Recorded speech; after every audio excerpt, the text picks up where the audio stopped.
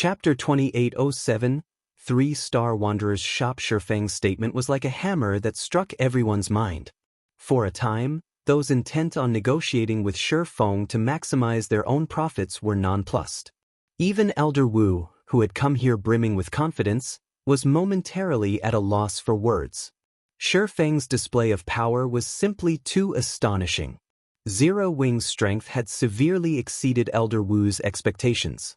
The 4 Tier 4 players here in this Wanderer's Shop plus the 3 Tier 4 experts over at the Twin Towers Kingdom meant Zero Wing had a total of 7 Tier 4 players on its side. With such strength, even NPC forces would find dealing with Zero Wing tough. While the gathered crowd suspected that Feng was trying to instill fear into them by showing off his power, Feng himself didn't think he was doing such a thing at all. This was because he was truly busy. Initially, Feng planned to contact Heaven's Blade's commander after entering Dragonheart City. However, for some reason, Divine Edge and the others couldn't contact Zwei, not even through offline means. This situation temporarily prevented Zero Wing and Heaven's Blade from furthering their partnership, and it severely affected Feng's plans. Fortunately, Divine Shadow had agreed to gather up the remaining Heaven's Blade members and put Heaven's Blade under Zero Wing's banner in the meantime. Now, Heaven's Blade was barely considered an adventurer team subordinated to Zero Wing and had to obey Feng's arrangements. Dragonheart Island's various powers had long since split Heaven's Blade's territories inside the World Tower among themselves after the adventurer team disbanded. However, Warblood's fall granted Dragonheart Island's various powers a new opportunity to gain more territory. Hence, Feng had tasked Divine Shadow with snatching Warblood's territory first. After all, these territories were important sources of ancient coins. He couldn't keep Heaven's Blade's members fed for free. Aside from territories inside the World Tower, Heaven's Blade also had over a dozen shops in key locations inside Dragonheart City. Feng planned on bringing some of Candlelight's products to sell in these shops. As for the lands surrounding the World Tower, due to Zwei's absence, Divine Shadow could only delegate one medium-sized land to Zero Wing with his authority. What this land would be used for was entirely up to Feng. However, half of the profits the land generated would have to be split with Heaven's Blade. After all, there were still plenty of people in the adventurer team that needed nurturing. Feng had no opinion in regard to this situation. On the contrary, he was very happy to secure the management rights of a medium-sized land. After all, Zero Wing's members also had to explore the World Tower. The hotel built on a small-sized land was hardly enough for Zero Wing's purposes. A medium-sized hotel would alleviate the guild's pressure. Hence, Feng needed to arrange what kind of hotel to construct. Aside from this, Feng also received another piece of good news when he entered Dragonheart City. The Wanderer's Shop was eligible for promotion to 3-star status. Originally, he had only planned to have the Wanderer's Shop purchase some epic materials and the precious materials necessary to construct the small mobile fortress. He never thought that in the time he was away, the Wanderer's Shop would actually meet the conditions for promotion to 3-star status. So long as a Wanderer's Shop reached 3-star status, it would undergo a qualitative transformation. Hence, Feng had decisively spent 30,000 of the ancient gold the Wanderer's Shop had earned during his absence and upgraded the shop to 3-star status. However, before he could even check out the 3-star Wanderer's Shop specifics, Dragonheart City's various powers had come looking for him already. This forced him to push back his schedule and negotiate with these profit-hungry powers seeking a share of Warblood's corpse. Meanwhile, after silence enveloped the room for a short moment, Intoxicated Drunkard, the Four Saints Society's vice guild leader, stepped forward. Guild leader Black Flame, I understand that Zero Wing is planning to partner with Heaven's Blade to annex all of Warblood's resource spots. However, although Blood Oath is currently imprisoned and Warblood is in chaos, Warblood's backer, the Secret Hand Association, is not to be trifled with. With Secret Hand's presence, annexing the 17 resource spots Warblood holds on the 4th underground floor will be difficult.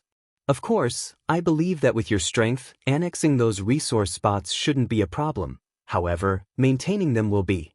Such a task will require a large number of experts. It can't be done with just a few Tier 4 experts. Hence, The Four Saints Society wishes to partner with Zero Wing to go against Warblood and Secret Hand, Intoxicated Drunkard said confidently.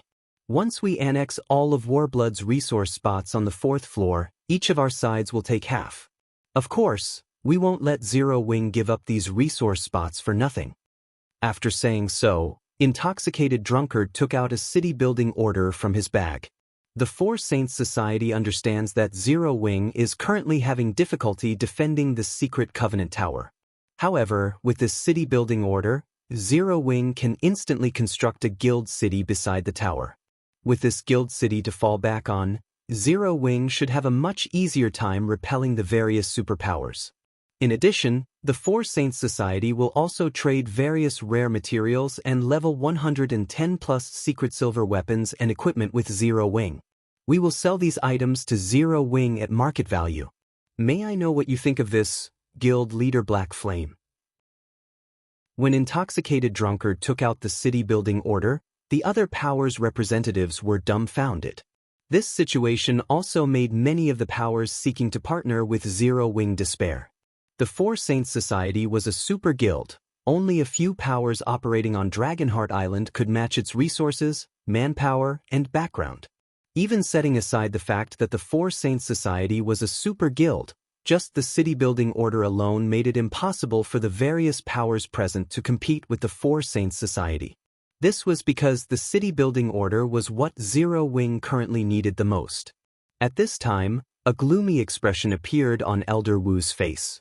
He never thought that the Four Saints Society would have a city-building order too. This would undoubtedly increase the competition. After the silence in the room had stretched for some time, Feng swept a glance at the various powers' representatives. May I know if anyone else has something to say? If not, I will have to ask you to leave. I still have to continue detailed discussions with Vice Guild Leader Drunkard, Feng said in a calm tone. However, his interest in the city-building order was obvious to everyone present. Upon seeing this situation, Intoxicated Drunkard smiled in satisfaction. He was very confident in the success of the partnership this time, as he was certain Zero Wing wouldn't be able to resist the city-building order's temptation. Hence, he had paid no heed to having to attend negotiations together with the other powers. What should we do now, Elder Wu? Thousand Lives asked anxiously. The World Tower's 4th underground floor was crucial for them to search for Tier 4 legacy lands. The influence of a Tier 4 player was not something Tier 3 players could hope to match. Every addition of a Tier 4 player could increase a guild's overall strength by a large margin. Simultaneously, Tier 4 players were crucial in resisting the invasion of NPC forces. For the current super guilds, Tier 3 players were no longer the thing they lacked the most. After all, they had the required foundation and resources to nurture a large number of high-caliber experts. Even without complete Tier 3 legacies, it was only a matter of time before these experts reached Tier 3. As proof of this point, not one of the superpowers attempting to wrestle control over the Secret Covenant Tower was a super guild. Only super first-rate guilds, which were lacking in foundation and resources, were contending for the tower. However, the World Tower's 4th underground floor, which could reliably generate Tier 4 legacy lands, was a different story.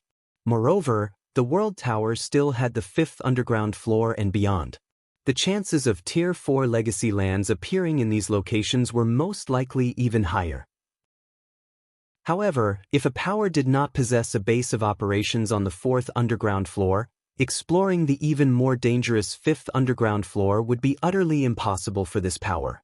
Just as the various powers' representatives were about to turn around and leave, a deep voice resounded in the room. Wait a minute. Guild Leader Black Flame. Suddenly, Elder Wu said, 13 Thrones plans on partnering with Zero Wing as well. Moreover, the conditions we offer will not be any inferior to the Four Saints Societies. After saying so, Elder Wu also brought out a city-building order. Crap.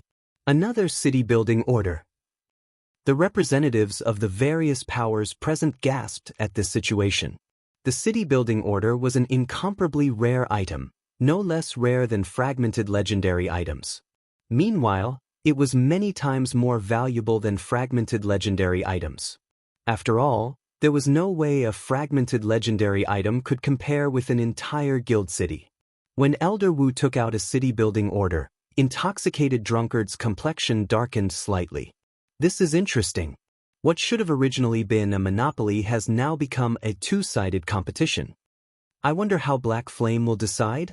Both parties are super guilds, and neither is weaker than the other. Moreover, both have their own advantages as well. Read latest chapters at Wuxia World. The various powers representatives couldn't help their curiosity as they looked at Elder Wu and Intoxicated Drunkard. They wondered how Feng would proceed in this situation. By stating that 13 thrones would match the Four Saints Society's offer, Elder Wu was basically hinting to Intoxicated Drunkard for their two guilds to avoid competing with each other. That way, they could maximize the profits from Zero Wing. Simultaneously, his words also compelled Feng to make a decision. Feng should choose to partner with either 13 Thrones or the Four Saints Society.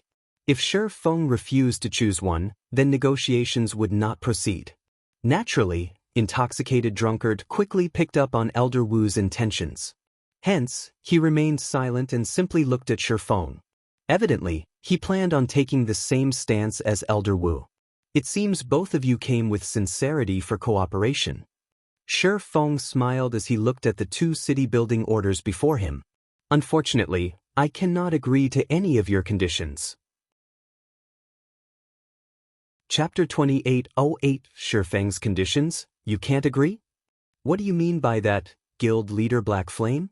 Elder Wu and Intoxicated Drunkard were confused when they heard Feng's response. Similarly, the representatives of the other powers present were stunned by Feng's words. Originally, they thought that they would see an intense clash between 13 Thrones and the Four Saints Society, and Zero Wing would decide how to settle the fight. Yet, Feng had outright rejected both guilds. What was going on here? Is Black Flame trying to teach Elder Wu and Intoxicated Drunkard a lesson for banding together? Probably. After all, Zero Wing isn't faring that well over at the Twin Towers Kingdom. It definitely needs a city-building order. If I were in Black Flame's shoes, I would probably do something like this too. After all, that's half of the 4th floor's resource spots as well as fortresses and Tier 4 legacy lands. Trading away all these things just for one city-building order is simply absurd. Although the two super guilds offered to help garrison the resource spots, that kind of help is inconsequential. With Black Flame's status and deterrence on Dragonheart Island, there's no way anyone would dare have any designs on Warblood's resource spots and fortresses. As the various representatives discussed Feng's actions and realized his aim, they couldn't help admiring him for his wisdom. He had thoroughly placed both super guilds in a bind with this move of his. After all, both the Four Saints Society and 13 Thrones were incredibly desperate to produce Tier 4 players. This was because a few super first-rate guilds had already produced Tier 4 players, yet these two super guilds had not produced one even now. In terms of top combatants, the two guilds had already fallen way behind their peers. Hence, the two guilds' desperation for Tier 4 players. Otherwise, with the status of these two super guilds, they wouldn't take the initiative to seek cooperation with Zero Wing at all. While the onlookers were discussing quietly among themselves, Feng looked at Elder Wu and Intoxicated Drunkard and said, "Please do not misunderstand. I see your sincerity in this matter. However, a city-building order isn't particularly urgent for Zero Wing. In fact, you can even say that we don't need it." Don't need it? Elder Wu and Intoxicated Drunkard smiled subconsciously when they heard Feng's words. May we know what you need most now, Guild Leader Black Flame? The two of them felt that Feng was basically treating them like 3-year-old children. If he were the guild leader of any other guild, they might actually believe these words. After all, a guild city would only increase the number of strongholds a guild owned by one. However, with NPC forces currently running rampant, having one additional stronghold meant that a guild would have to spread its forces even thinner, which was indeed an incredibly troublesome matter. In the case of Zero Wing, though, these words were blatant nonsense. However, Elder Wu and Intoxicated Drunkard knew that it wouldn't be appropriate for them to call Feng out on his lie, so they decided to play along with him. Manpower. Ignoring the act the two people before him were putting on, Feng laughed and said, "You two might not believe me, but what Zero Wing lacks now is only manpower. We do not lack anything else. If your two guilds really wish to partner with Zero Wing and acquire World Tower's 4th underground floor's resource spots, take out some real sincerity." Truth be told, the city building order was something Feng could do without. A small mobile fortress was basically half a city.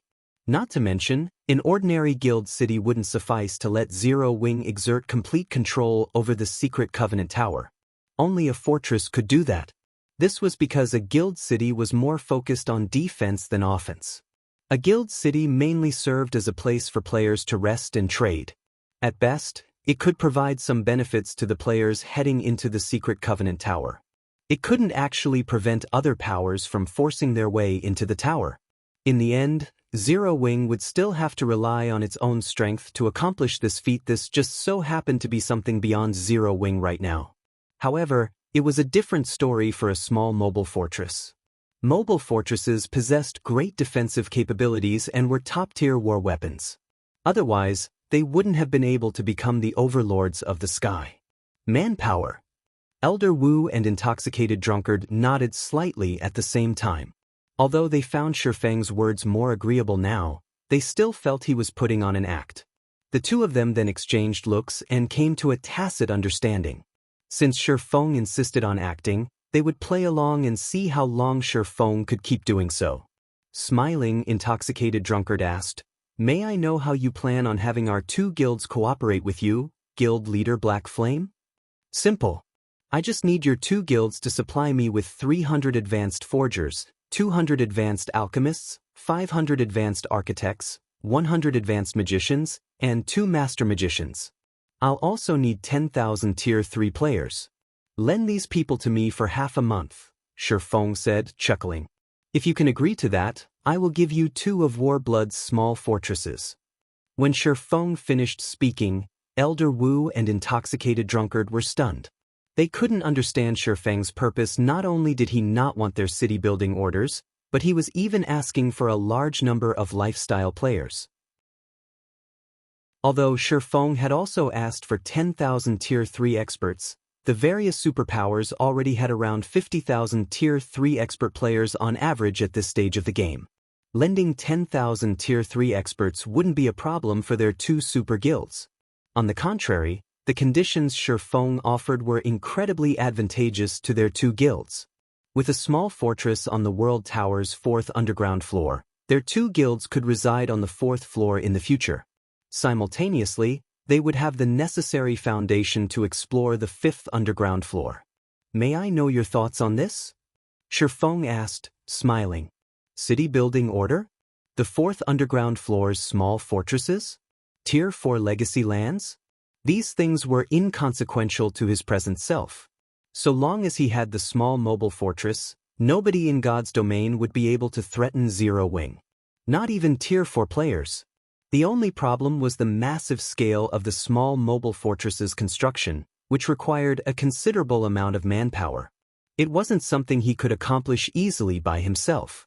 Initially, he had been considering having all of Candlelight's lifestyle players halt their work and focus on constructing the small mobile fortress. He never imagined that 2 super guilds would send themselves to his doorsteps. "Is what you say true, Guild Leader Black Flame?" Intoxicated Drunkard asked skeptically. "You can rest assured on this point. We can sign a contract for this.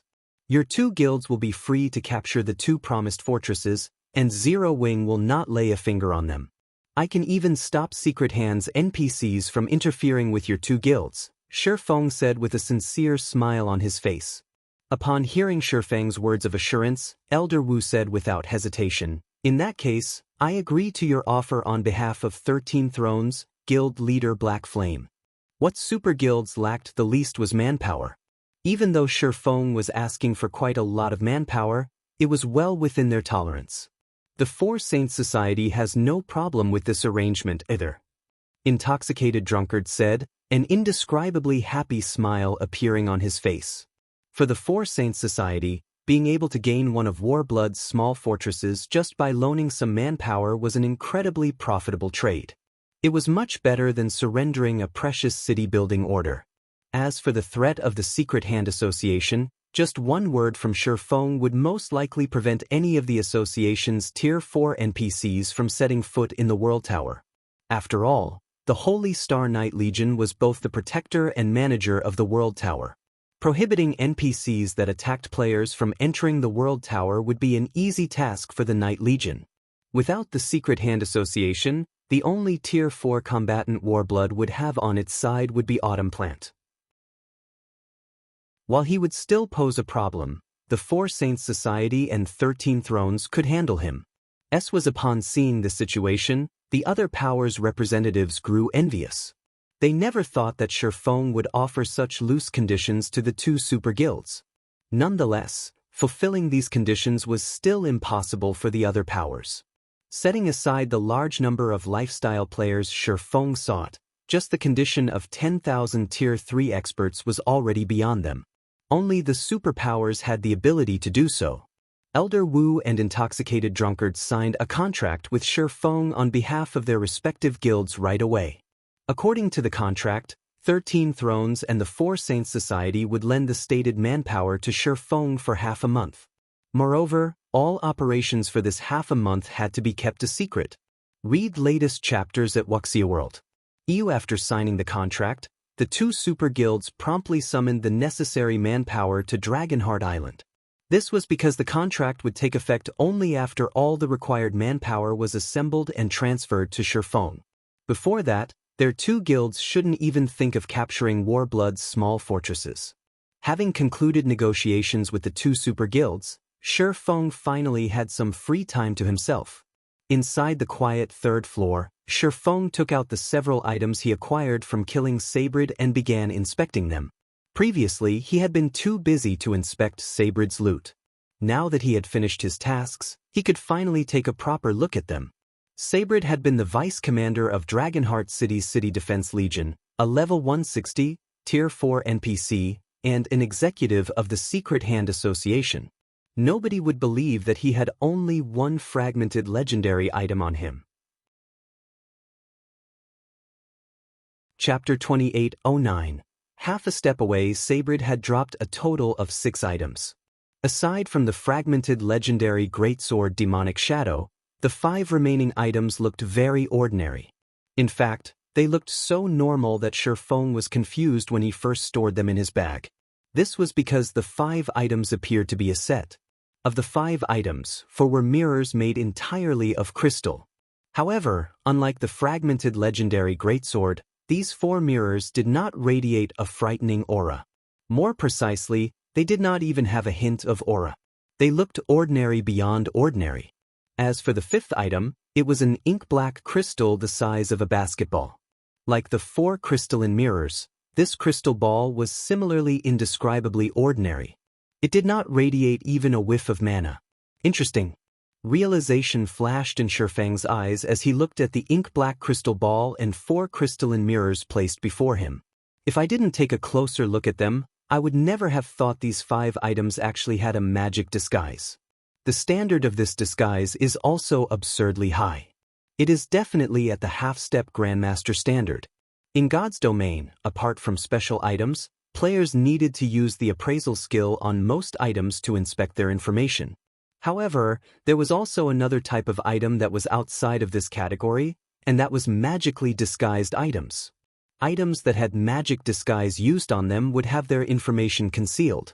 Using the appraisal skill on these items would show that they were no different from ordinary garbage. However, applying a magic disguise on an item was a complicated process, and even a master magician would need several hours just to complete a master magic disguise's magic array. Needless to say, placing a half-step Grandmaster magic disguise would be even more tedious. And worse, the disguise would disappear whenever the disguised item was used. One would have to apply a new magic disguise to disguise the item again. Thus, magically disguised items were incredibly rare in God's domain. Most players wouldn't even come across one throughout their career in God's domain. And if players did come across such an item, they would often treat it as garbage and dispose of it. However, Sabrid was both the vice commander of Dragonheart City's City Defense Knight Legion and a level 160, Tier 4 NPC. In God's domain, Dragonheart City could be considered a kingdom. In terms of status, the neutral city rivaled imperial capitals. Hence, despite being only the vice commander of one of Dragonheart City's Knight Legions, Sabrid's status was higher than even that of magistrates that managed the various kingdoms' main cities. In addition, Sabrid was also an executive of the Secret Hand Association, the strongest NPC force on Dragonheart Island. If one were to say that an NPC like Sabrid had dropped a bunch of odds and ends, let alone Feng, even ordinary players wouldn't believe it. Of course, perceiving such a high-level disguise wasn't an easy task. Let alone the standard appraisal skill, even Feng's omniscient eyes would allow him to see only the cover information of a disguised item. Only those with great mastery over magic arrays would notice that an item was magically disguised. The 5 items placed before Feng were precisely magically disguised items. On the surface, these 5 items looked ordinary and unremarkable. If not for Feng's in-depth understanding of the operating principles of mana, he wouldn't have noticed anything wrong at all. Thank goodness I'm already an advanced master magician. Otherwise, I really wouldn't have noticed such an exquisite disguise. Looking at the 5 items, Feng couldn't contain his elation as he studied the disguise. While it was possible for one to remove a magic disguise forcibly, that option should only be a last resort because doing so would damage the disguised item. Not to mention, the removal of a magic disguise was a process favored by all magicians. The removal of a magic disguise was an opportunity for a magician to improve their knowledge since the removal process tested a person's knowledge and control over magic arrays. One would have to locate the fixed mana routes and identify the manipulation method of the magic array to remove the disguise. This was why players seeking to improve their knowledge of magic arrays would usually purchase disguised items from magic shops. Only, the more profound a magic disguise was, the greater their price and rarity. Magic disguises at the master rank and above were especially rare. This was partly because master magicians could earn much more money through selling other magic arrays. Moreover, creating these other magic arrays took much less time than the master magic disguises magic array did. Creating master magic disguises simply wasn't cost-effective. Subsequently, the seconds and minutes passed by rapidly. While Feng attempted to undo the disguise, 3 hours elapsed in the blink of an eye. He had started with manipulating 6 independent strands of mana simultaneously to trigger the magic array's mana nodes, then gradually increased that number to 12.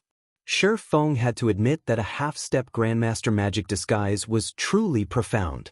Even after he had switched to manipulating 16 strands of mana simultaneously, he managed to trigger only 60% of the magic array's mana nodes. This isn't right. There are over 1,000 mana nodes on this thing. If I merely follow the predetermined mana routes, I doubt I can trigger every mana node even if I control 32 strands of mana simultaneously. The more Feng studied the half-step Grandmaster magic disguise, the more he found it to be amazing. The creation of this thing had already exceeded the limits of the human mind. Although it was only simple mana manipulation, the degree of multitasking required to fully activate it put him in a huge bind. He simply couldn't get all of the magic array's 1,000+ mana nodes running simultaneously with his current standard. Afterward, Feng earnestly inspected the magic disguise once more. He had a vague feeling that he had found a pattern, but he couldn't tell what it was exactly. Immediately, he took out a crystal of souls from his bag and consumed it to calm and empty his mind. 1 hour. 2 hours. 4 hours. Before Feng realized it, he had already spent half a day scrutinizing the magic array's mana nodes. I see. Every several dozen of these nodes form a small magic array, and some of the nodes on these small magic arrays connect with other small magic arrays. If I start my attack from the crucial nodes, I should be able to save myself a lot of trouble. After thinking up to this point, Feng began manipulating the magic array's mana once more. This time, though, he started with the mana nodes with the highest repetition rate. Completion rate 20%, 40%, 60%, 80%. When the disguise magic array lit up, Feng grew ecstatic. However, his joy wasn't just from cracking the magic array. It was also because his understanding of magic arrays had further improved and he finally grasped the difference between advanced master magicians and half-step grandmaster magicians. The sound of glass shattering echoed in the room. Subsequently, the undisguised crystalline mirror made the space within the room incomparably cold and heavy. What powerful mana! Read latest chapters at Wuxia World. Even for Feng, this was the first time he had felt such strange and heavy mana. It felt as if the object before him wasn't an item but an ancient god instead. In fact, he even had the misconception that the energy flowing around him was no longer mana but a more terrifying energy that carried great destructive power. If not for him having reached Tier 4 already, he might have lost consciousness just from being subjected to this oppressive energy. Who was this Sabrid? Feng was dumbfounded when the crystalline mirror statistics appeared in front of him. Chapter 2810, World Mirror. Feng had considered many possibilities for the items Sabrid dropped. He had even entertained the possibility that one of the disguised items might be a damaged legendary item. After all, killing a Tier 4 NPC inside Dragonheart City was incredibly difficult. Had Sabrid not taken the initiative to leave the city's boundaries and stood inside the city instead, the odds of Feng killing the NPC would have been 0. This was because Dragonheart City's defensive magic array strengthened all allied NPCs within the city. Unless Sabrid violated Dragonheart City's laws, the other NPCs within the city would have immediately come to Sabrid's assistance as soon as Feng attacked him. In fact, Sharaviria could have saved Sabrid as Feng was about to land the killing blow. After all Tier 5 NPCs were capable of world creation. One shouldn't underestimate Sharaviria simply because she arrived at Dragonheart City's entrance by flying to the scene slowly. If she wished, she could have moved from the World Tower to the city's entrance in the blink of an eye. Looking at the crystalline mirror in his hand, Feng began speculating about Sabrid's identity. This was because this item didn't belong in the hands of a minor character. Turning to the 3 other crystalline mirrors and the ink-black crystal ball, Feng smiled involuntarily. According to rumors, only those who succeed in conquering an empire can obtain the world mirror. Yet I actually got it from a Tier 4 NPC. I doubt anybody would believe me if I told them about this. The world mirror, also known as the space mirror, the world mirror was a treasure passed down since ancient times. It wasn't something the modern god's domain could produce. This was because the world mirror originated from ancient gods. Even creating a replica of it was impossible. These items were treated as national heirlooms by the various empires. Without taking control of an empire, players wouldn't be able to obtain a world mirror at all. Of course, the world mirror Feng acquired from Sabrid wasn't complete. The world mirror was a set of 12 mirrors and 1 control core. He would have to gather all 13 components to complete it. A complete world mirror could seal the sky, lock the earth, and move space itself. One shouldn't compare the world mirror to a simple sealing barrier. The world mirror was far more than that. It could not only seal a designated space but even transform the sealed space into a world of its own. Even Tier 5 existences shouldn't think of breaking out of this miniature world. Within the boundaries of this miniature world, a hostile existence's strength would plummet. Tier 5 existences would be fortunate to exhibit 30% of their strength while subject to the world mirror's suppression. Existences below Tier 5 would fare even worse. The world mirror possessed an incredible range. Once activated, it would have no problem sealing an area encompassing several large maps. In the past, unless a Tier 6 God-ranked expert took to the field, any player forces that possessed a world mirror had been unstoppable within the territory protected by their world mirror. Even Tier 6 experts had their combat power weakened significantly under the world mirror's influence. This was also why super guilds with several Tier 6 experts had sometimes been helpless against the territories of top-ranking first-rate guilds with only 1 Tier 6 expert defending them. The world mirror Feng possessed was incomplete, so it couldn't create a world of its own. Regardless, this incomplete world mirror would still be considered a priceless treasure by any guild. It was far more valuable than even legendary items. This was because even an incomplete world mirror boasted many incredible effects. One example would be its ability to move a guild city to any desired location. Aside from that, if Feng bound this incomplete world mirror to the core magic array of a guild city, the said guild city would be immediately promoted to basic main city. A complete world mirror could elevate a guild city to the status of an advanced main city. Most imperial capitals were merely advanced main cities. Holy cities, one level above advanced main cities, numbered less than a handful in the modern god's domain. Meanwhile, a holy city was something that couldn't be conquered without Tier 6 gods. Anyone who attacked a holy city without a Tier 6 god on their side would only be seeking their own deaths. It wouldn't matter how many Tier 5s they had. This was because one of the conditions for promotion to Holy City was the World Mirror's protection. Even having multiple Tier 5 existences garrisoning a city wouldn't suffice to meet a Holy City's defensive requirements. Now that Sabrid had dropped such a treasure, how could Feng not be shocked and confused? Although I don't know who exactly this NPC is, now that I have the World Mirror, I can adjust my development plan. Various thoughts occurred to Feng as he looked at the World Mirror. Even though this world mirror was incomplete, it could still exhibit astonishing effects. He couldn't create a holy city now, but he could still create a main city. If Zero Wing gained a main guild city at this stage of the game, it would do wonders for the guild. The footprint of a main city was 3 times that of an advanced city. In terms of defense, a main city could easily withstand the attacks of Tier 4 existences.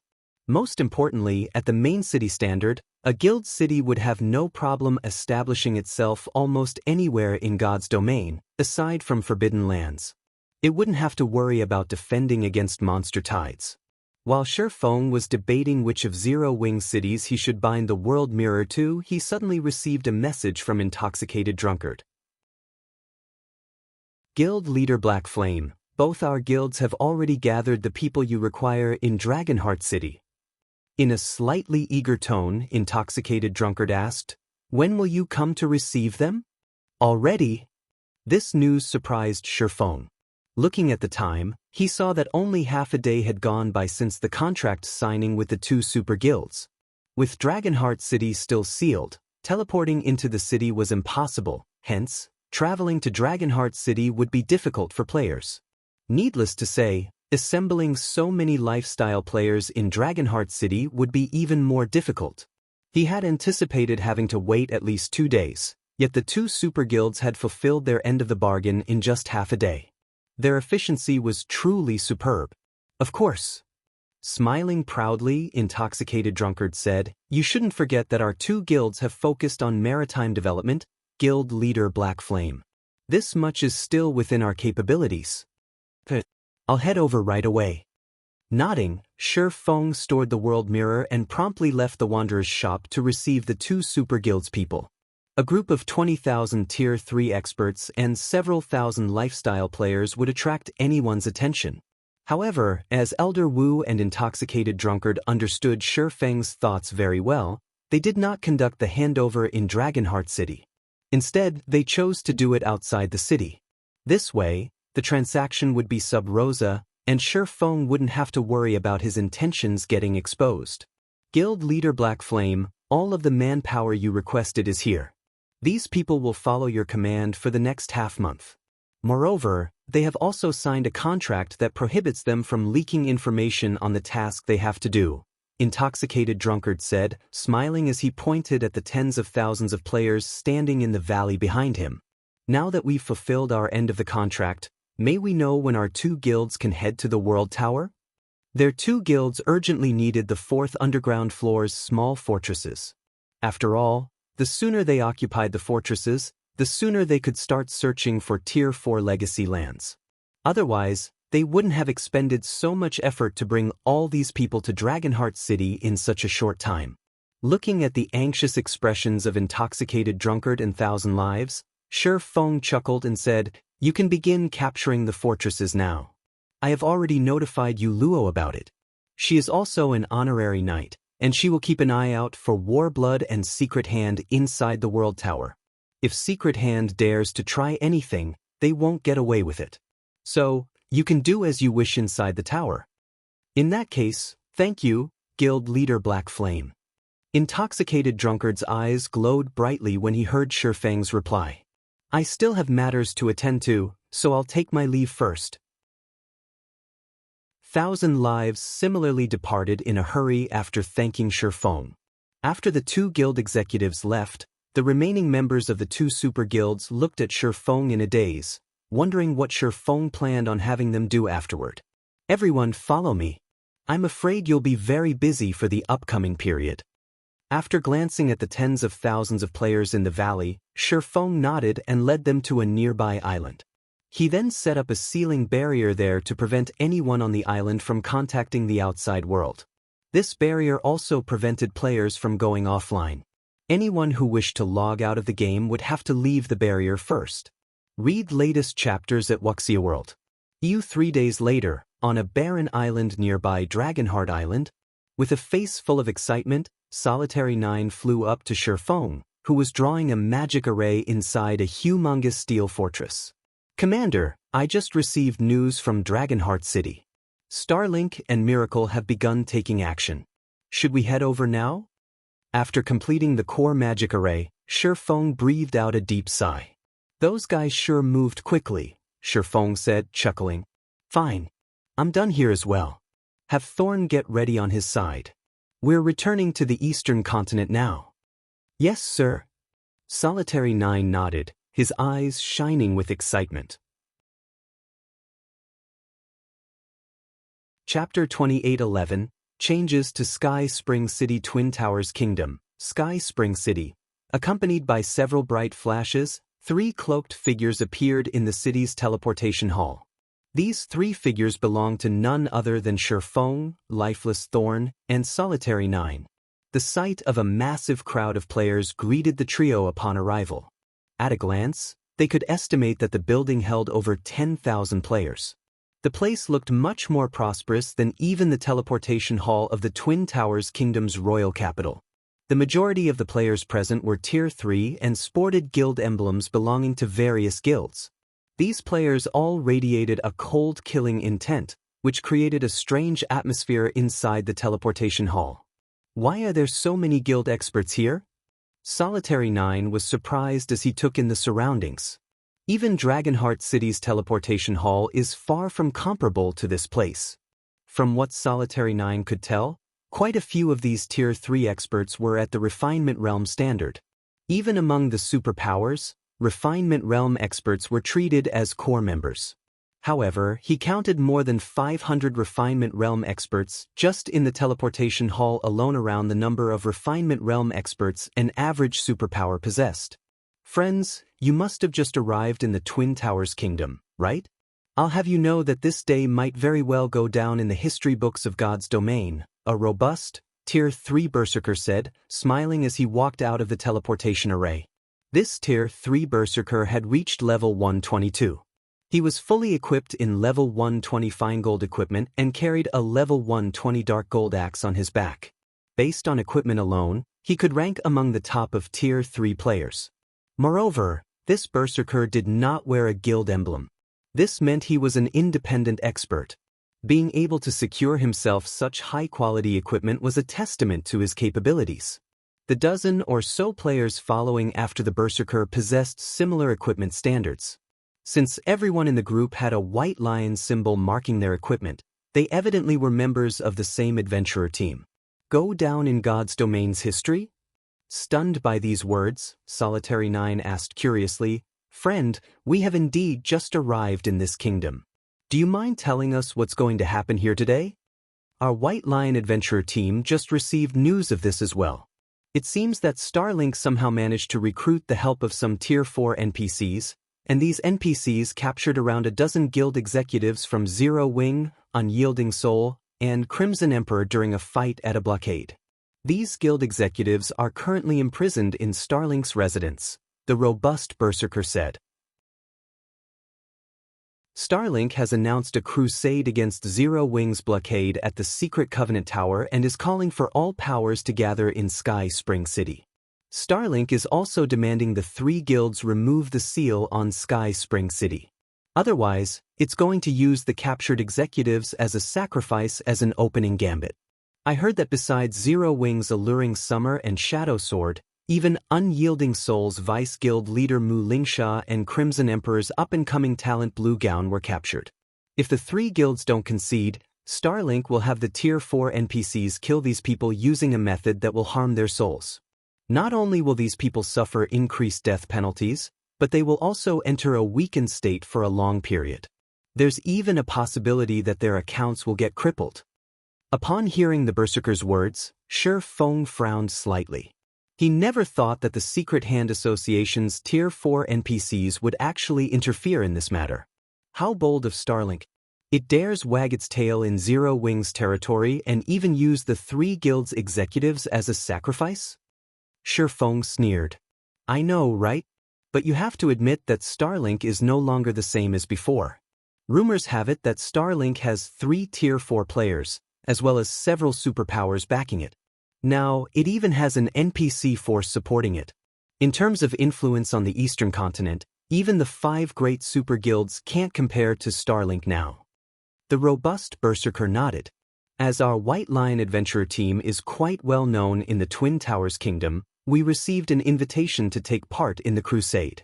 Hence, we decided to come to expand our horizons. Moreover, I heard that the 3 guilds' executives would be making an appearance as well. If negotiations sour, it will definitely lead to the biggest battle in God's domain's history. I see. Feng nodded.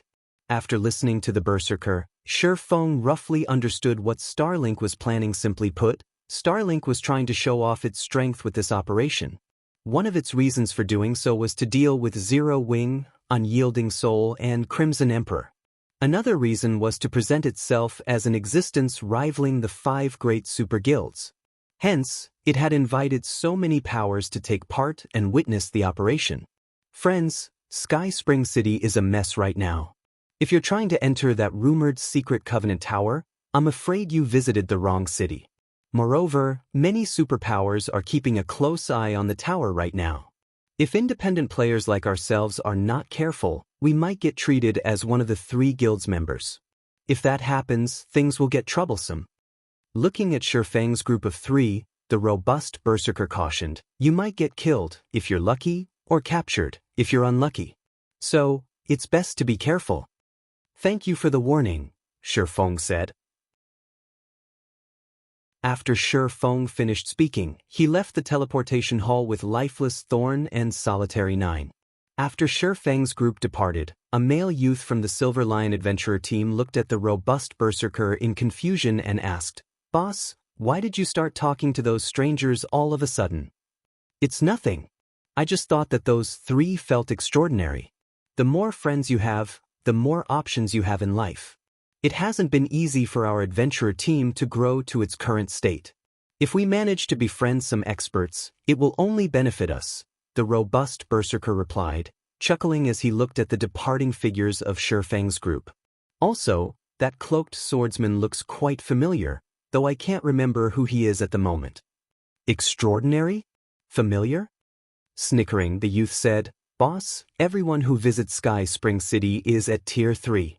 Which one of them isn't an expert? It's also normal to think that you've met someone familiar. After all, everyone looks mostly the same while wearing a black cloak.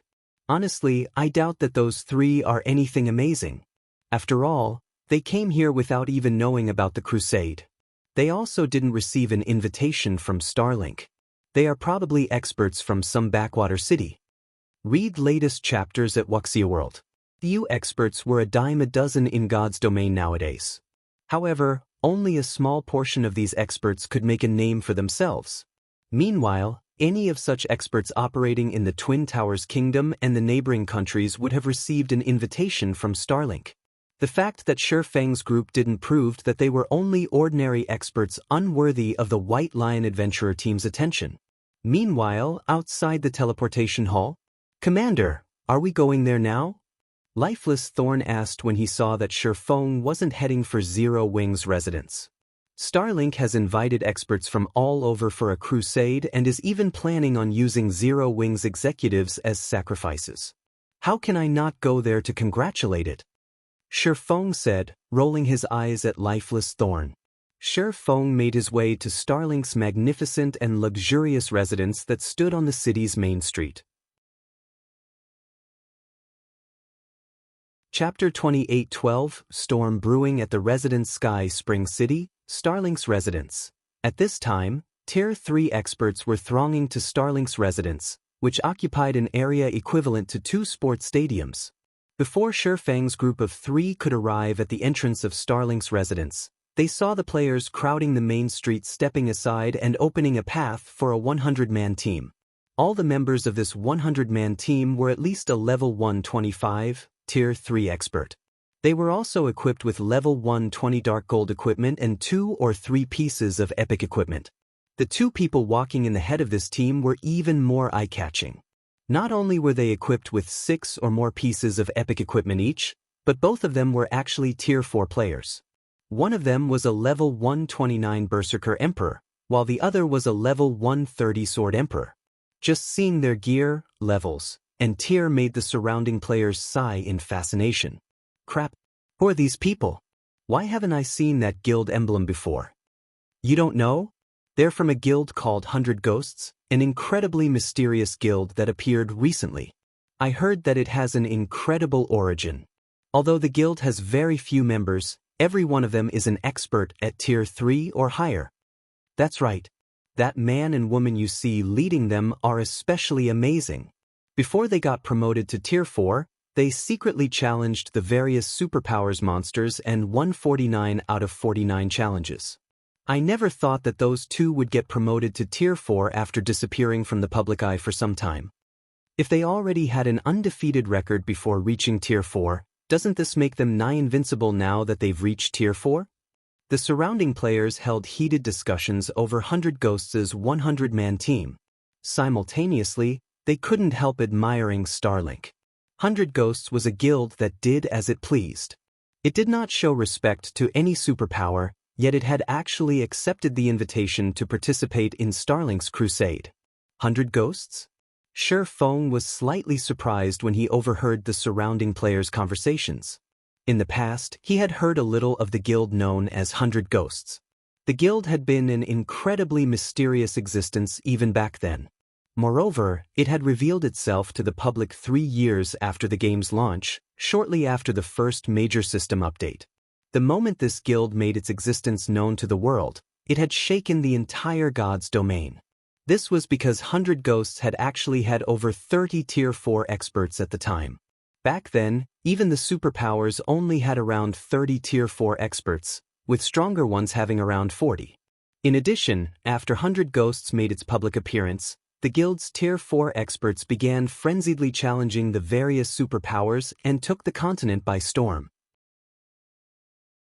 However, for some reason, after 100 Ghosts had finished challenging the various superpowers and proving its strength, it suddenly went silent. The next time it appeared, the guild already had Tier 5 experts and began challenging the 5 great super guilds. Despite having the ability to challenge the 5 great super guilds, 100 Ghosts did not possess even a single guild residence on the main continent. The guild did not compete for resources either. The only thing the guild did was do combat. This situation had given the 5 great super guilds headaches back then. After all, the 100 Ghosts Guild was simply too mysterious. It did not have any roots, so it was impossible to target the guild's base of operations. On the other hand, the number of Tier 5 experts the guild had was not the slightest bit inferior to the 5 great super guilds. In this life, God's Domain's first major system update had taken place 2 years ahead of time. And 100 Ghosts had also appeared 2 years ahead of time. This situation put Feng in a reverie. Could they be a guild from an interstellar continent? If it were before he had visited the ancient God's Domain, he probably wouldn't have any idea how such a strange guild could appear out of nowhere. However, after visiting the ancient era, he understood that God's Domain housed players not just from Earth but from the several interstellar continents as well. Just like the ancient God's Domain, 100 Ghosts could be from another version of God's Domain, Only this version of God's domain overlapped with the modern God's domain much more closely than the ancient God's domain. Hence, 100 Ghosts could bring so many players to the modern God's domain. In fact, Feng even suspected that the mysterious area Lifeless Thorn and the others fell into previously was 100 Ghosts' home world. However, Lifeless Thorn and the others had been repatriated to the modern God's domain before they could learn much about this other version of God's domain. This would also explain why 100 Ghosts' members gave off a similar, but more subdued, sense of abnormality as the ancient God's domain's players. Another thing that surprised Feng was that Starlink had actually managed to connect with 100 Ghosts. This never happened in Feng's previous life. Now that so many powers are gathered, I'm afraid Zero Wing will have it tough later. I know, right? The experts from Starlink, Miracle, and the other superpowers aside, just the number of experts gathered here is still more than enough to make Zero Wing suffer. I wonder if Zero Wing even dares come? Starlink has obviously set up a trap. I doubt it will. Since this is Starlink's residence, even if Starlink's experts take action inside, the city's NPC soldiers won't care at all. Zero Wing's experts can only rely on themselves. The players on the main street couldn't help worrying for Zero Wing, Unyielding Soul, and Crimson Emperor as they watched the various powers experts enter Starlink's residence one after another. Although Zero Wing had the home ground advantage in Sky Spring City, how could the three guilds possibly beat more than 20 superpowers when it came to expert count? Not to mention, a bunch of experts from the various major powers had also come to support Starlink. If it came down to a fight, the three guilds wouldn't stand a chance at all. So long as the three guilds' experts dared show up, only death would await them. Yet, if the three guilds did not show up, their reputation would most likely go down the drain. After all, if news of this matter spread, everyone would definitely think that the three guilds have grown timid. If the three guilds didn't even dare accept a challenge, their aim of becoming titans in God's domain was an utter joke.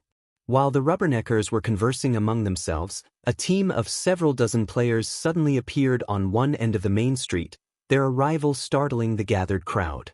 This was because these players were members of the three guilds. Leading this team of players were none other than Fire Dance, Unyielding Soul, and Illusory Words. Moreover, aside from these three, there was actually another Tier 4 expert with them. The aura this fourth Tier 4 player released was so terrifying that the gathered crowd gasped reflexively. What? Another person from Zero Wing reached Tier 4? That person should be Violet Cloud, right? The feeling she is giving off is completely different from before. Everyone fell into a daze as they looked at the lithe figure standing at the head of the three guilds team. Violet Cloud wore a mage's robe that resembled the starry night sky, and she had her hair tied into a ponytail with a matching ribbon. She looked nothing like a sacred cleric but more like a wise and pure goddess. Her level had even reached 131, which was higher than any other Tier 4 player they had seen thus far. Shortly afterward, Violet Cloud and the other members of the three guilds arrived at the entrance of Starlink's residence. Read latest chapters at Wuxia World. EU. As if expecting their arrival, Lu Xinglua and his entourage appeared at the entrance at this time. Compared to Zero Wing's group, Lu Xinglua had 5 Tier 4 players on his side, of which 2 were from Miracle. That was one more Tier 4 player than his side had previously. The new addition was Miracle's sword freak, Miracle Dragon. At this time, Miracle Dragon had already reached level 130, and the oppressive aura he exuded was not much inferior to Violet Cloud's. Looking at Lu Xinglua, Illusory Words said coldly, "Lu Xinglua, we've come. You can let them go now. Your courage is praiseworthy, Vice Guild Leader Illusory. However, I've changed my mind." Smiling nonchalantly, Lu Xinglua said, "We went to great lengths to capture these people. If we just let them go so easily, wouldn't we superpowers suffer a hit to our reputations? How about we have a match in the residence? If you win, you can take them and leave. If you lose, all of you stay here. Do you three guilds dare accept this challenge?" Chapter 28:13 Powerful Showdown. Lu Xinglua spoke in a low tone, but his words echoed throughout the area. Everyone turned reflexively to look at Fire Dance and the others from the 3 guilds. A match? This is going to be interesting. I wonder if Zero Wing will accept it? If they don't, they'll embarrass themselves in front of the various powers Starlink invited. Although Zero Wing had arrived with great momentum, Starlink's side came prepared as well. Just by looking at the 5 Tier 4 players on Starlink's side, one could tell that Zero Wing held no advantage in this situation at all. Not to mention, the 2 sides had clashed with each other many times now and suffered severe losses. Zero Wing, Unyielding Soul, and Crimson Emperor had already begun living off their past gains. Their stockpile of weapons and equipment was dwindling, and they were starting to have difficulty compensating their members for their losses. Simply put, only morale was keeping the 3 guilds alive now. However, if the 3 guilds refused or lost in the match, morale in the 3 guilds would plummet. At that time, the performance of the 3 guilds members would definitely be affected greatly. Upon realizing this situation, the spectating crowd was in awe of Lu Xingluo's clever move. Originally, everyone thought Starlink was merely trying to get Zero Wing to remove the seal on Sky Spring City. However, if Starlink got the 3 guilds' top combatants to remain in Starlink by winning a match, Sky Spring City's seal would no longer be a problem. While the spectators were having a quiet discussion among themselves, Fire Dance, Violet Cloud, Unyielding Heart, and Illusory Words briefly exchanged glances. Fine. Fire Dance answered as she looked at Lu Xingluo. What kind of match do you have in mind, Guild Leader Xingluo? Their original plan was to break into Starlink's residence and rescue their captured members. However, now that Starlink had gained another Tier 4 combatant, the risk of their plan had undoubtedly increased. Not to mention, the Secret Hand Association's NPCs might be hiding inside the residence. At that time, they would have to go up against not only those NPCs but also 5 Tier 4 combatants. This would truly put them in a tough spot. After all, anyone capable of reaching Tier 4 was no pushover. In fact, they were among the best in God's domain when it came to combat standards, weapons, equipment, legacies, etc. Simple. Both sides will each select one person for a duel, and we will decide the winner in one match. Lu Xingluo said, smiling. What do you think of this, Commander Fire Dance? Fine. Fire Dance agreed without hesitation. Good. After hearing Fire Dance's response, Lu Xingluo turned to Miracle Dragon and said, Our side will have Miracle Dragon represent us. At Lu Xingluo's words, Miracle Dragon leaped into the air and hovered above Starlink's residence. He then looked down quietly at the Zero Wing contingent, evidently prepared for a fight. Big Sis Fire, let me take him on, Violet Cloud volunteered. I haven't gotten a chance to fight against other Tier 4s ever since I reached Tier 4. I don't want to miss out on this. Fire Dance and the others exchanged looks at Violet Cloud's words, hesitation appearing on their faces.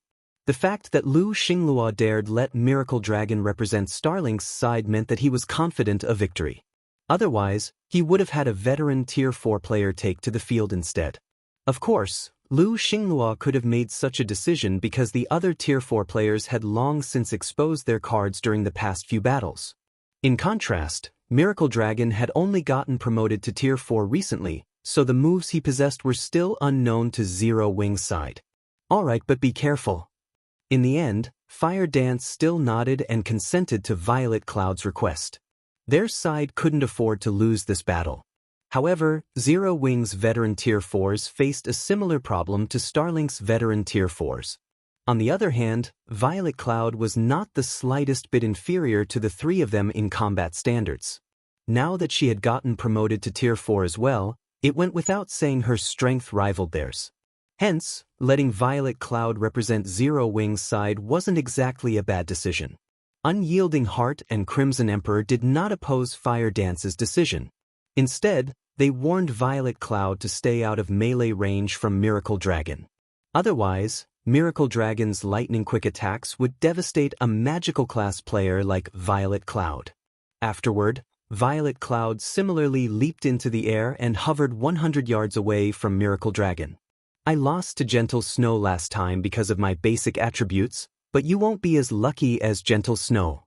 Miracle Dragon said as he looked at Violet Cloud with a cold and arrogant gaze. Because I will come at you seriously this time. After Miracle Dragon finished speaking, energy rippled out from his body and instantly enveloped the vicinity. Meanwhile, those caught within his mana domain immediately felt their bodies become incomparably heavy. Even Tier 3 players found it difficult to move their bodies. A supergravity domain? Fire Dance frowned subconsciously when she experienced Miracle Dragon's mana domain. This was the first time she had experienced such a powerful mana domain. Although this supergravity domain didn't affect the basic attributes of players, the increased gravity would affect the player's mobility significantly. In fact, Fire Dance estimated that her mobility would be halved because of this mana domain. Needless to say, magical class players that didn't possess much strength would fare even worse in this mana domain. Before Fire Dance and the others could recover from their shock, Miracle Dragon unsheathed the silver greatsword he carried. Immediately, not only did the intensity of the aura he exuded skyrocket, but another ripple of energy spread out from his body. Unlike the earlier energy ripple, this one caused the flowing mana in the air to stagnate. Impossible. Unyielding Heart couldn't help doubting his eyes as he looked at Miracle Dragon. 2 domains. It was already incredibly difficult for a Tier 4 player to obtain even 1 mana domain. Hence, any Tier 4 player that succeeded in doing so would become a force to be reckoned with even among other Tier 4 players. Now, Miracle Dragon revealed that he actually possessed 2 mana domains. This completely shattered Unyielding Heart's understanding of mana domains. Meanwhile, Lu Xinglua and the others on Starlink's side who were standing at the residence's entrance smiled when they saw the reactions of Fire Dance and the others from the 3 guilds. Commander Fire Dance, get ready to lose. Miracle Dragon has the supergravity domain and the space freezing domain. He is the absolute bane of magical classes, Lu Xinglua said, smiling calmly as he looked at Fire Dance. Of course, the outcome won't change even if you have someone else take to the field. Under the effects of these 2 mana domains, nobody can defeat Miracle Dragon in single combat. A dual domain wasn't just a simple addition of 2 mana domains. Instead, the effects of the 2 mana domains would overlap and generate exponentially greater results. When Miracle Dragon activated both of his mana domains, he could take on 2 of Starlink's veteran Tier 4s simultaneously and still hold his ground. Meanwhile, the spectators also stirred at this scene. They never thought a person could have 2 mana domains. As expected of the Sword Freak, even Black Flame will most likely have trouble going up against Miracle Dragon. I know, right? Black Flame only managed to stand out because he was lucky to reach Tier 4 before everyone else. But in a situation where both sides are at Tier 4, nobody can tell who is truly the best at the sword without a fight. How can the secret pavilion just arbitrarily label Black Flame the strongest? The Rubberneckers were astonished by Miracle Dragon's abilities. After all, this was the first time any of them had seen a dual domain. One could also easily determine the dual domain's effects just by looking at the Tier 3 players enveloped within it. At this time, these Tier 3 players were already kneeling on the street from the overbearing pressure. This result was much greater than that of the mana domain Feng had displayed previously. Commander, should we intervene now? Lifeless Thorn asked as he looked at Feng. This dual domain is going to be a tough nut to crack. If it's just Violet alone, I'm afraid, no, we'll continue watching, Feng replied, shaking his head and smiling. If we take action now, everyone's going to think that Zero Wing has no capable people to rely on. But that space freezing domain prevents the use of instantaneous movement. Miracle Dragon is also known for his speed and strength. Her chances of victory are really slim, Lifeless Thorn argued. While he understood what Feng was trying to say, Miracle Dragon's dual domain was a perfect counter for magical class players. Read latest chapters at Wuxia World. You relax. Chuckling, Feng looked at Violet Cloud and said, having more mana domains isn't necessarily an advantage. Moreover, Violet's strength is no longer the same as before. As soon as Feng finished speaking, they saw Violet Cloud take out Death's Sigh. However, compared to before, The current Death Sigh released a much more terrifying aura. The instant Violet Cloud wielded it, an aura of death instantly spread into the surroundings. A dual domain might be amazing, but a lone mana domain isn't necessarily inferior. After saying so, Violet Cloud operated her mana body at maximum capacity. The next moment, energy rippled out from her body, instantly pushing back Miracle Dragon's dual domain and preventing it from extending more than 30 yards from Miracle Dragon. The difference between the mana domains of both sides was instantly determined. Chapter 28 14 The Astromancer's Might. What's going on? Why did a dual domain lose to a single domain? The various experts looking up at the sky were bewildered when they saw Miracle Dragon's dual domain getting suppressed. They couldn't understand how a single domain could win against a dual domain. After all, the mana and pressure Violet Cloud's mana domain radiated were both weaker than those of Miracle Dragon's dual domain. This is interesting. This little beauty has actually surpassed Miracle Dragon in knowledge and control over mana by a large margin, a handsome youth wearing 100 Ghosts' Guild emblem said, a faint smile appearing on his face as he looked at Violet Cloud. I never thought there would be such a talent in Zero Wing. The people here think that just having high basic attributes is sufficient. They don't know that what's most important for Tier 4 players aren't attributes or combat standards but control and understanding over mana, sneered the beautiful woman with short, blue hair standing beside the handsome youth. A mana domain is the result of making an area's mana into one's own. Miracle Dragon can operate the mana of his 2 mana domains only at a basic standard. How can he possibly win against someone with better control over mana? Looking at Violet Cloud with fascination, the handsome youth said, but this little beauty is quite the genius. We can have her join us and become one of our outer supporting members. Abyss, don't go acting on your old habits again. Don't forget why we came to this continent. The short-haired woman warned. Relax. I know what I'm doing. Nobody on this continent is a match for me. Zero Wing's alliance will crumble for certain this time. Nothing will change even if that black flame shows up. If this little lady wants to protect Zero Wing, she'll have no choice but to beg me. She'll definitely take the bait at that time, the handsome youth said, smiling. The short-haired beauty carrying a battle axe did not refute the youth's statement. After all, it was indeed true that they could keep Zero Wing alive with just a word. While the pair from 100 Ghosts were conversing, Miracle Dragon had taken action. Unfazed by the fact that his dual domain had been suppressed, he flew within 50 yards of Violet Cloud and brandished his greatsword. 9 extreme slashes. Tier 4 legacy skill, Light Shatter. 9 sword lights tore through space and instantly appeared around Violet Cloud. Moreover, as if to prove that Miracle Dragon had reached the domain realm already, the 9 sword lights moved around Violet Cloud like a bunch of lively monkeys, their attack trajectories unpredictable. Facing this tricky move, Violet Cloud flicked her staff and activated Blink, instantly appearing 30 yards away and dodging the 9 sword lights in the nick of time. Boom!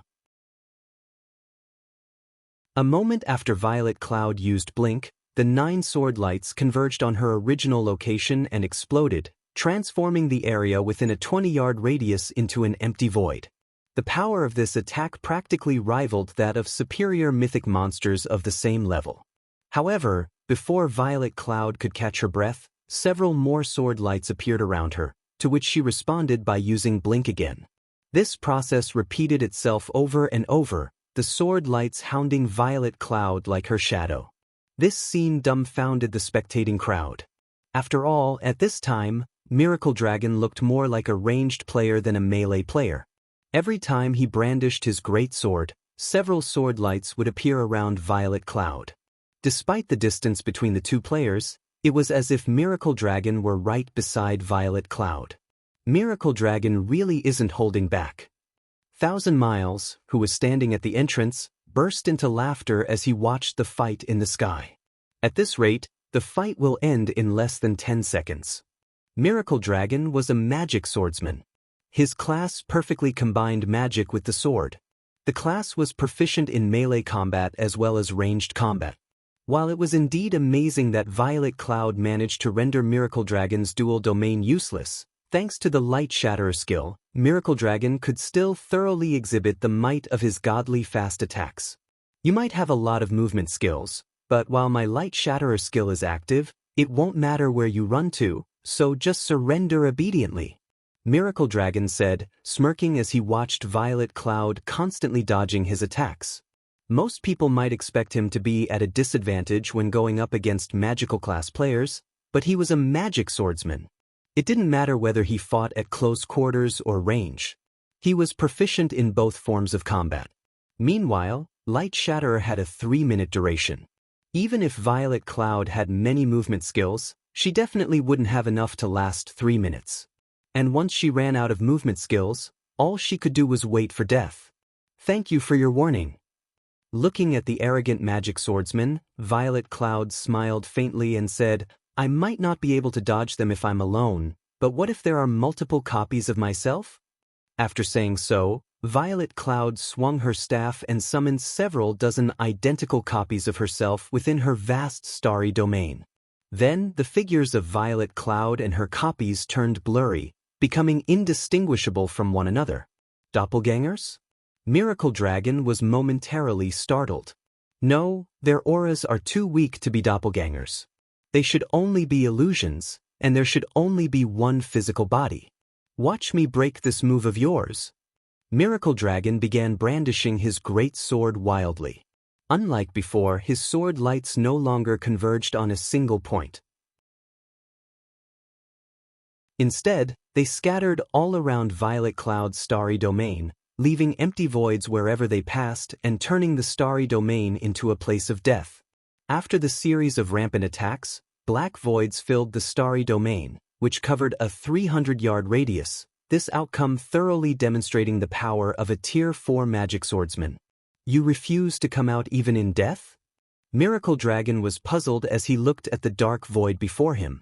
His attacks had left no corner untouched. While Tier 4 players could indeed survive inside the empty void, they could do so only for a short period. They would still die if they lingered.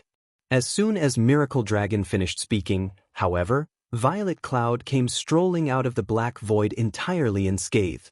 It was evident that Miracle Dragon's rampant assault just now did not affect her. She avoided everything? Miracle Dragon was surprised by this scene. He knew the speed of his attacks very well.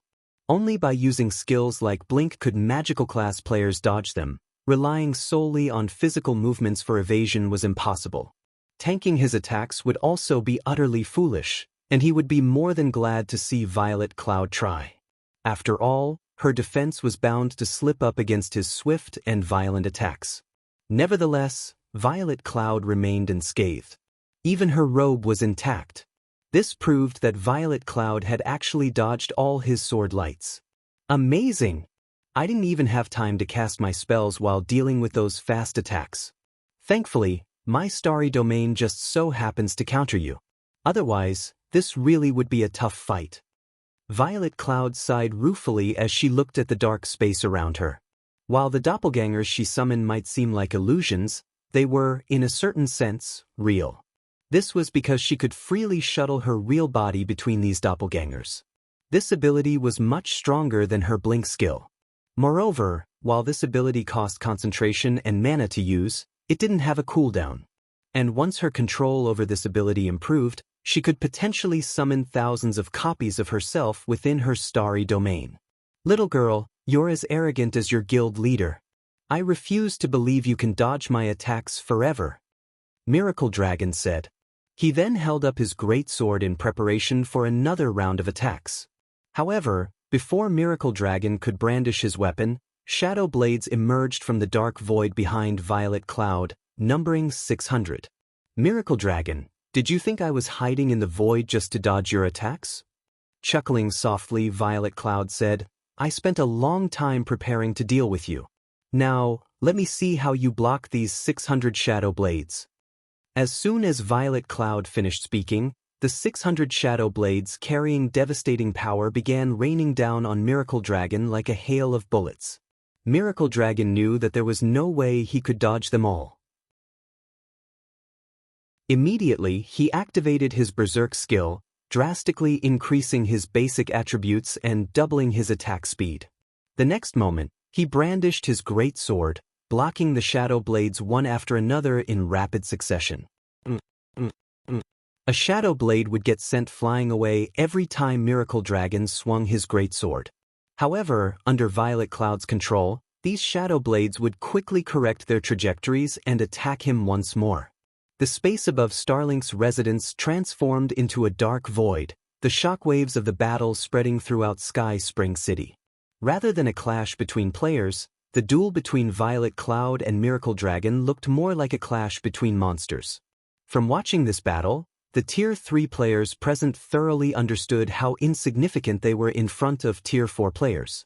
Read latest chapters at Wuxia World. EU. Despite Miracle Dragon's best efforts, there were just too many shadow blades. Moreover, Violet Cloud was also constantly making subtle adjustments to her attack patterns. As a result, roughly 20 seconds later, Miracle Dragon finally slipped up, and one shadow blade penetrated his defense.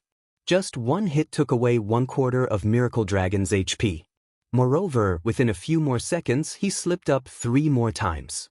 The next moment, the clash in midair came to an abrupt halt, and Miracle Dragon's eyes closed reluctantly as his body fell into the compound of Starlink's residence. Only Violet Cloud and her 600 shadow blades remained hovering in the air, the frightening aura they released instilling fear into everyone. Guild leader Lu Xinglua, you can release our people now.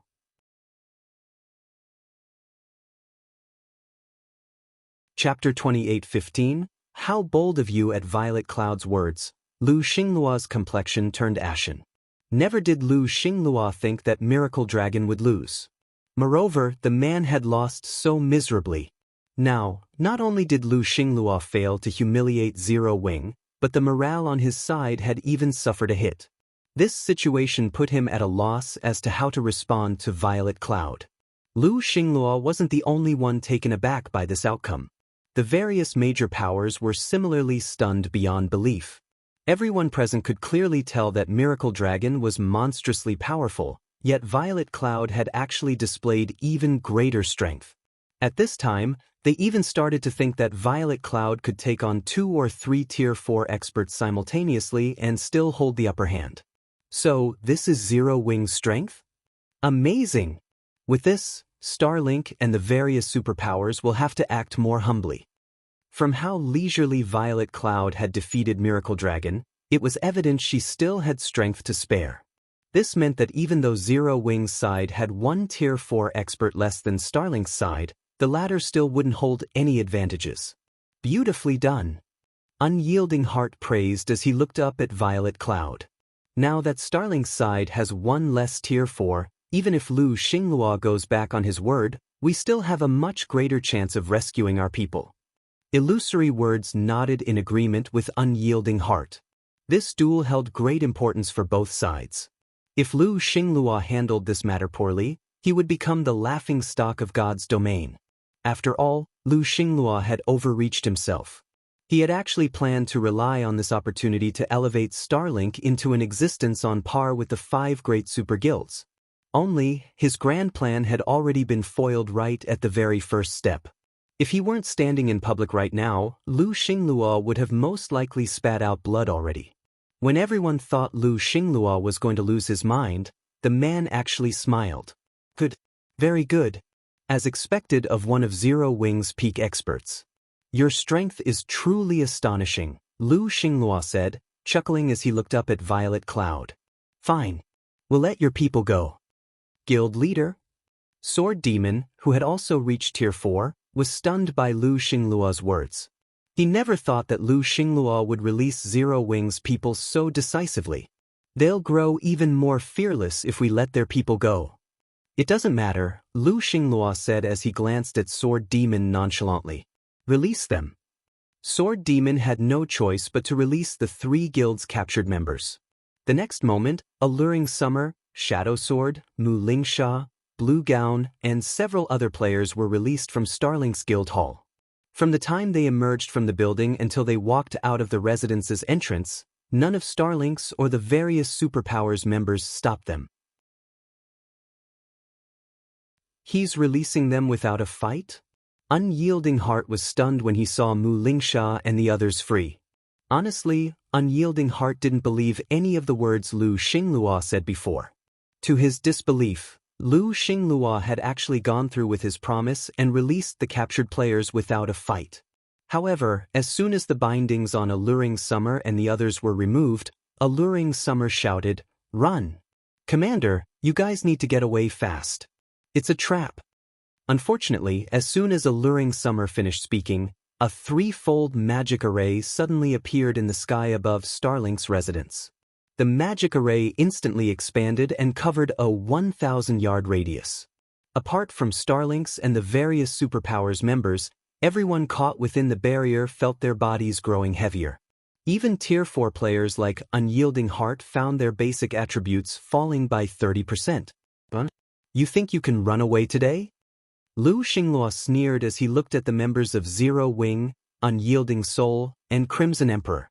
I've released your people, so don't say I didn't abide by our agreement. However, whether you can leave this place alive is another matter altogether. Oh, by the way, this magic barrier is a master barrier. Let alone you Tier 4s, even a superior mythic monster can't break out from it. At the same time as Lu Xinglua finished speaking, 3 NPCs flew out of Starlink's residence and looked down at the 3 guild's members from the air. With the appearance of these 3 NPCs, Violet Cloud's starry domain was instantly overwhelmed by a much stronger and violent mana domain. As a result, her starry domain contracted to only 50 yards away from herself. Meanwhile, upon seeing these 3 NPCs, everyone present gasped involuntarily. Victor Palom, Secret Hand Association Elder. Tier 4 Great Wizard, Level 160 HP 180 million, Claire Savrin, Secret Hand Legion Vice Commander. Tier 4 Sky Knight, Level 160 HP 330 million, Melt Cabrera, Secret Hand Legion Commander. Tier 4 Elemental Hunter, Level 162 HP 270 million. 3 Tier 4 NPCs. How is this possible? The various major powers members gaped in shock at these 3 NPCs. Although they knew that Starlink had worked together with the Secret Hand Association to capture the 3 guilds' executives, they had thought that only 1 Tier 4 NPC was aiding Starlink. Now, 3 Tier 4 NPCs had appeared. Their combined combat power was enough to destroy even Sky Spring City. Melt Cabrera, an elderly man apparently in his 50s who carried a crystalline bow, turned to Lu Xinglua and said, "Guild Leader Xinglua, you've done well this time. Our association will help you take control of the Secret Covenant Tower as agreed." "Thank you, Commander Melt." Lu Xinglua beamed at Melt Cabrera's words.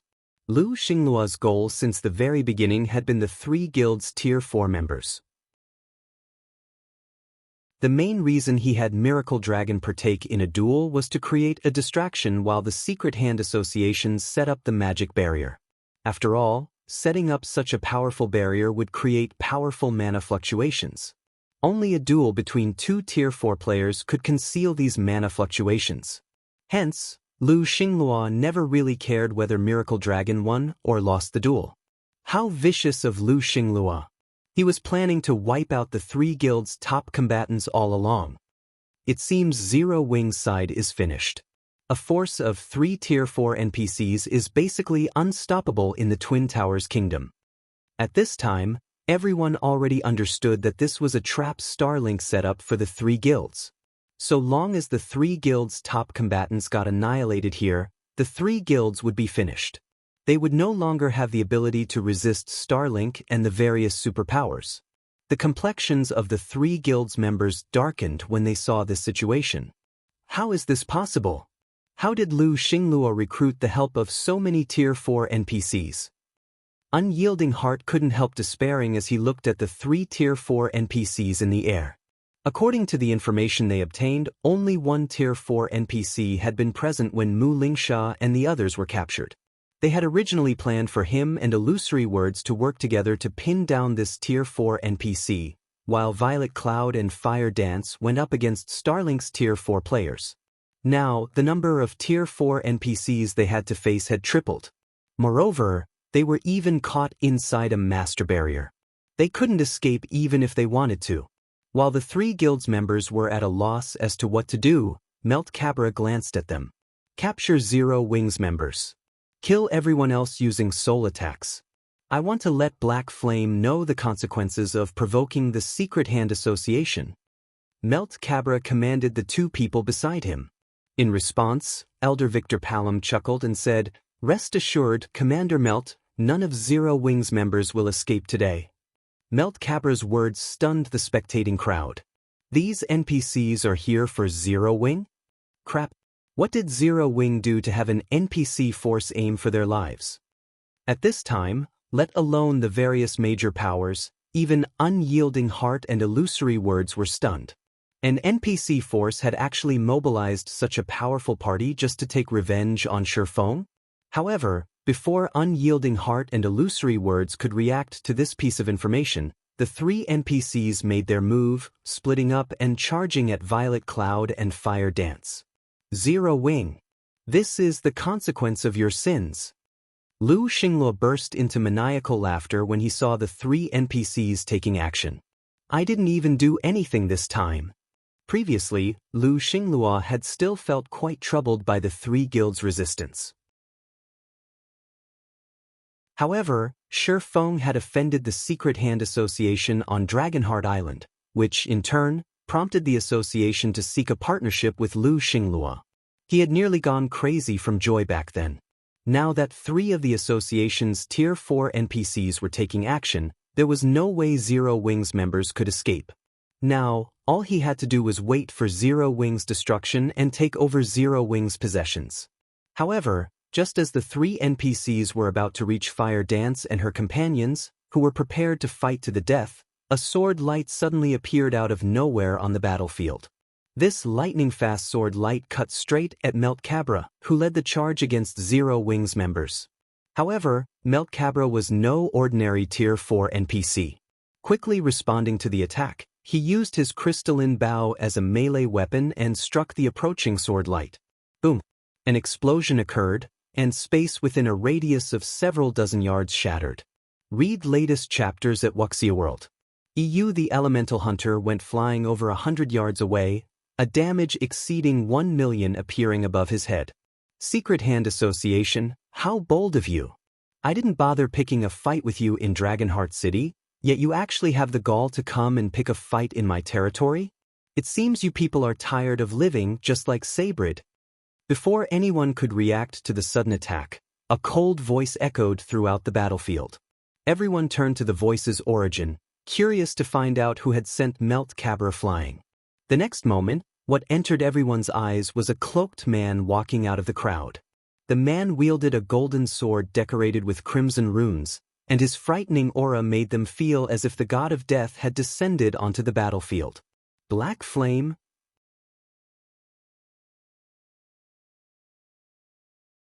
Chapter 28:16.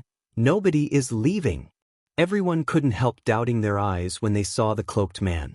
After all, Melt Cabra was a level 162, Tier 4 NPC. Although he was only a Tier 4 Ranger, which wasn't a strength-oriented class, he still possessed a massive advantage in terms of levels. He simply wasn't an existence current players could go up against. Nevertheless, Feng had sent the Elemental Hunter flying with one hit. How frightening was his strength? He's actually that Black Flame? Standing in the spectating crowd, the robust man from the Silver Lion Adventurer team was astonished when he discovered Feng's identity. His team members were similarly stunned. They never imagined that the stranger their commander decided to befriend would actually be a big shot. Moreover, it was even a big shot capable of shaking the entire god's domain. Guild leader? Fire Dance and the others were also surprised when they saw Feng approaching them. They hadn't thought that Feng had already returned. Brother Black Flame, you've really made us wait. Unyielding Heart revealed a bitter smile when he saw Feng. Although not much time had passed since they parted ways at the Ruin Mountain Range, it felt like months and years had gone by on their side as the pressure they faced from the various superpowers increased by the day.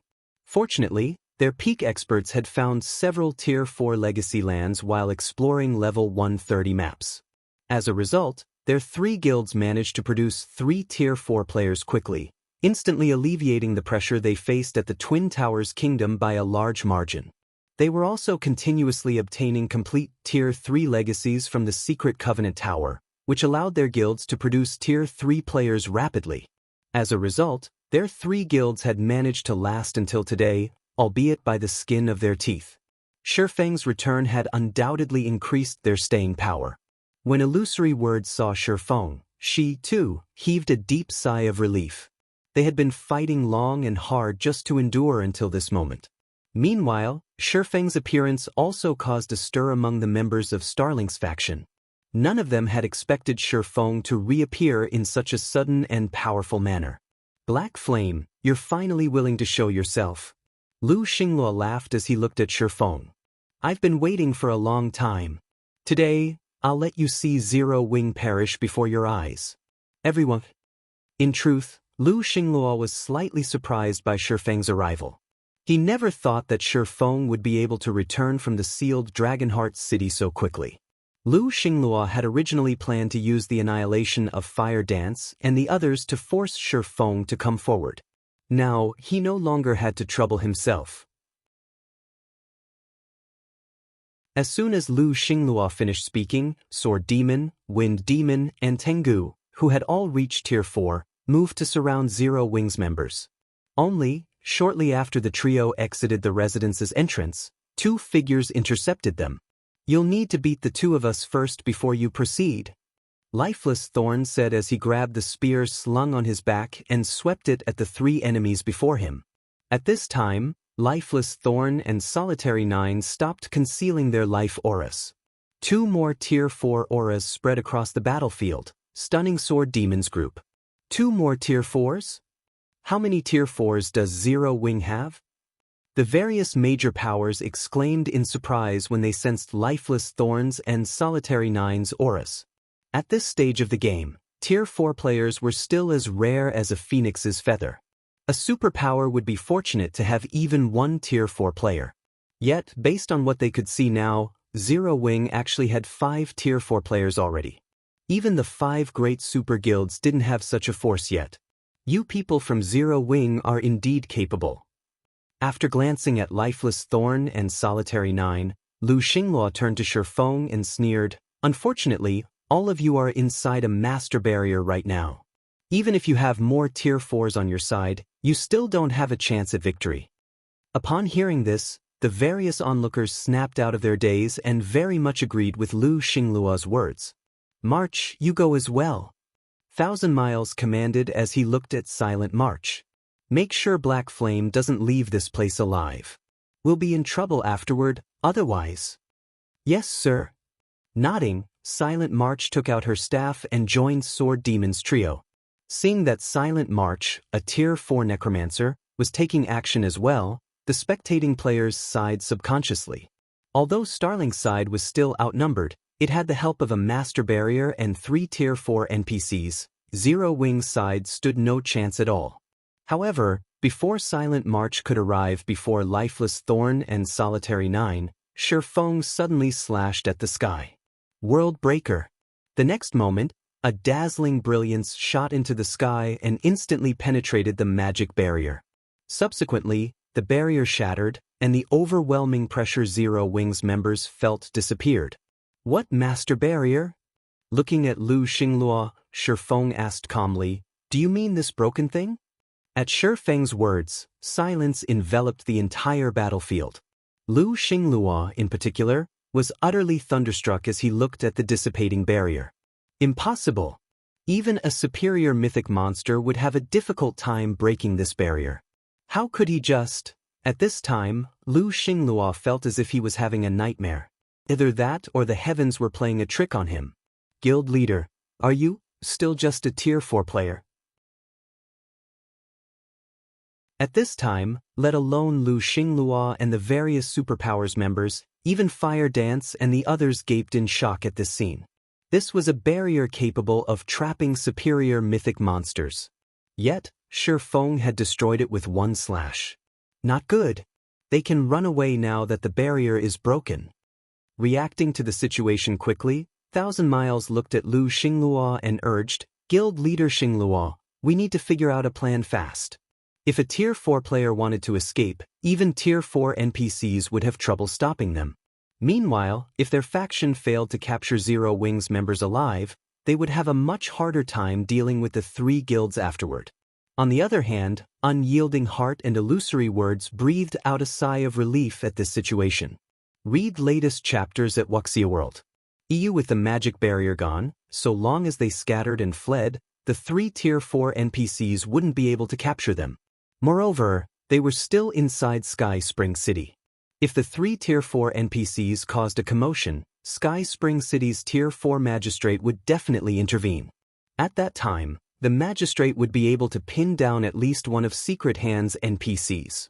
However, before Lu Xinglua and Thousand Miles could issue commands, Feng jumped into the air above Starlink's residence and scanned the crowd beneath him. This situation confused the various spectating players. They couldn't understand why Feng had approached Starlink's residence instead of running away. Run away! Looking at Thousand Miles, Feng laughed and said, "Do you think you're the only ones capable of summoning Tier 4 NPCs? Nobody is leaving today. All of you will stay here." After saying so, Feng took out 2 Summon Guard scrolls from his bag and activated them.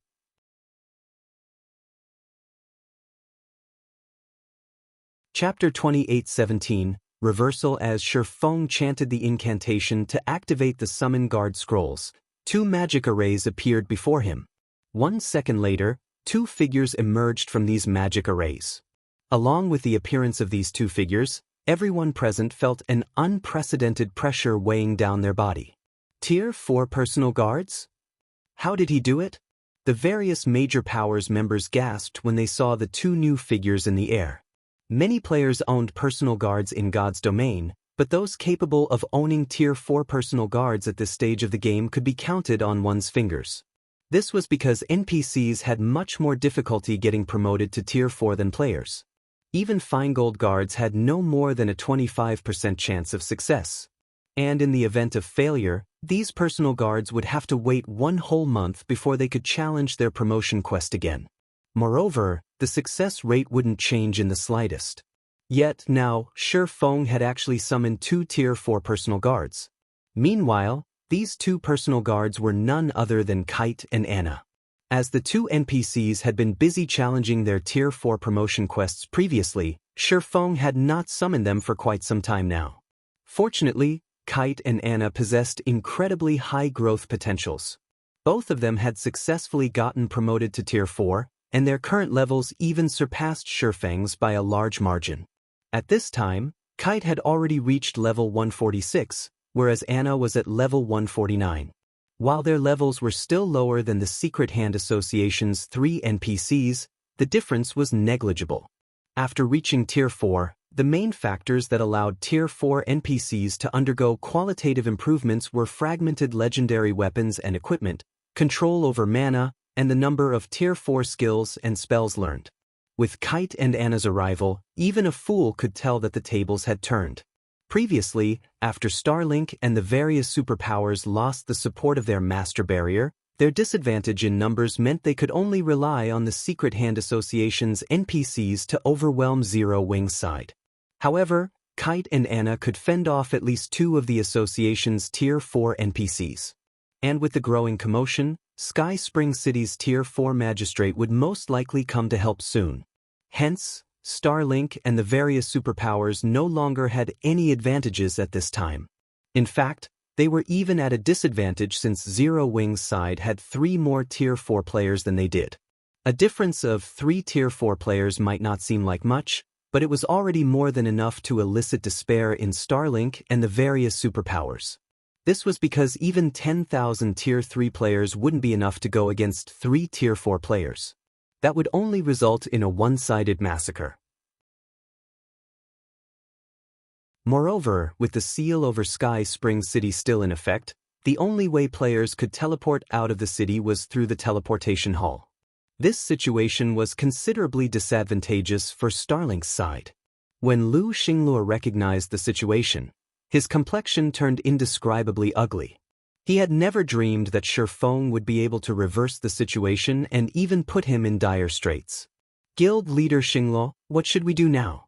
If it comes down to a fight, I'm afraid our side. 1,000 Miles asked anxiously as he looked at Lu Xingluo.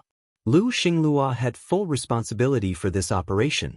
Miracle and the various superpowers were simply here to show support. After all, Lu Xingluo had repeatedly guaranteed that he would take down Zero Wing this time.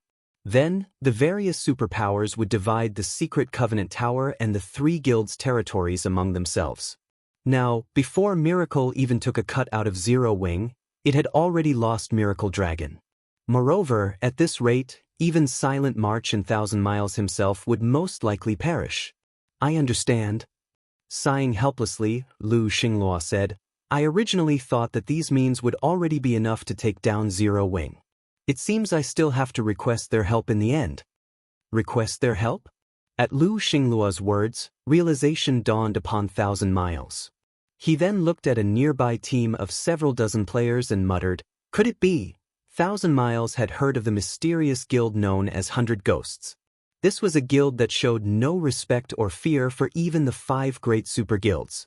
He never thought that Lu Xingluo would actually have such a deep connection with 100 Ghosts. That's right. It's them. Lu Xingluo nodded. He then looked at the handsome youth leading 100 Ghosts' team and called out, Brother Abyss, I'm afraid I'll have to bother you for help. Once we get out of this predicament, Starlink will agree to all your conditions. Good. I've been waiting a long time for these words, Guild leader Xingluo. Awakened Abyss smiled when he heard Lu Xingluo's promise.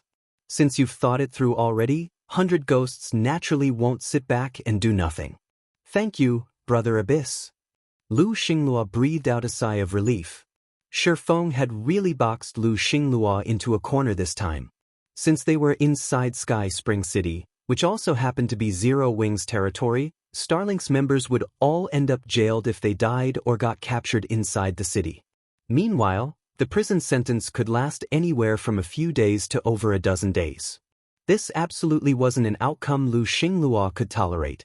Now that 100 Ghosts had agreed to intervene, though, Starlink would escape this predicament. Lu Xingluo knew very clearly what kind of power was backing 100 Ghosts. It simply wasn't something the main continent's superpowers could go up against.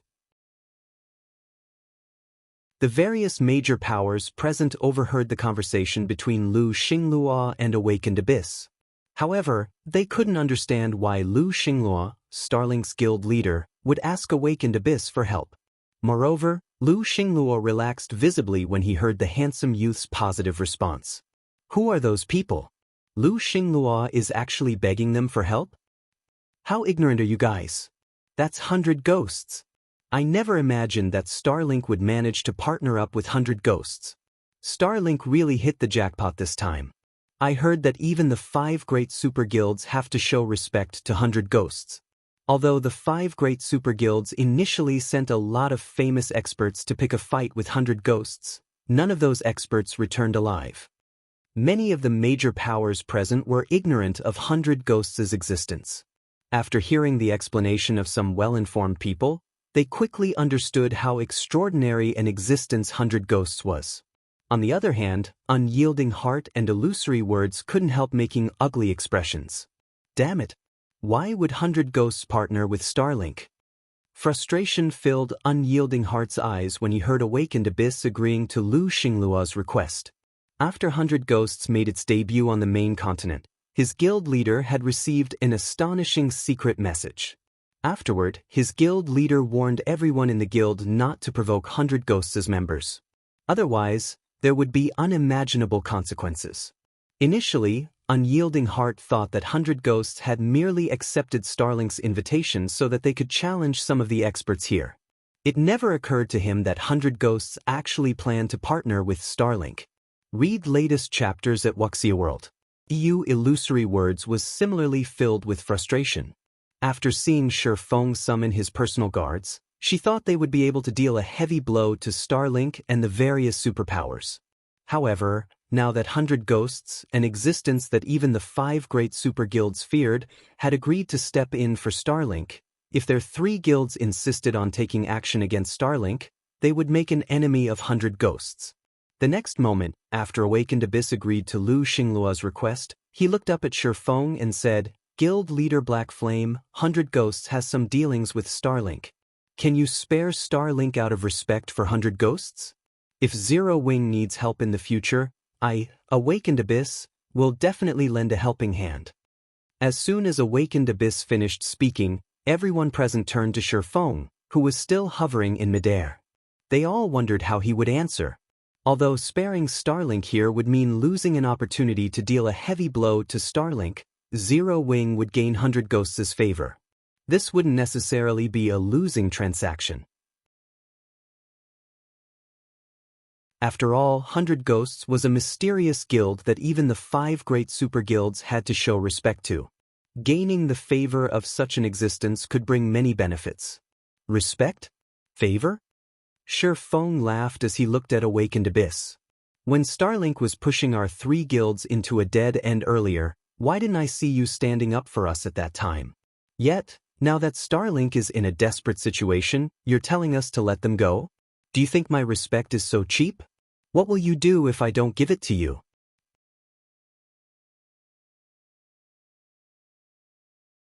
Chapter 28:18. You think too highly of yourself. When Feng finished speaking, silence enveloped the entire battlefield. Nobody had expected that Feng would show no regard at all for 100 Ghosts. A cold glint flashed in Awakened Abyss's eyes at Feng's response. Guild leader Black Flame, my suggestion is beneficial for both our sides. If 100 Ghosts interferes, setting all else aside, just in terms of number of Tier 45, Zero Wing won't have much of an advantage, Awakened Abyss said coldly.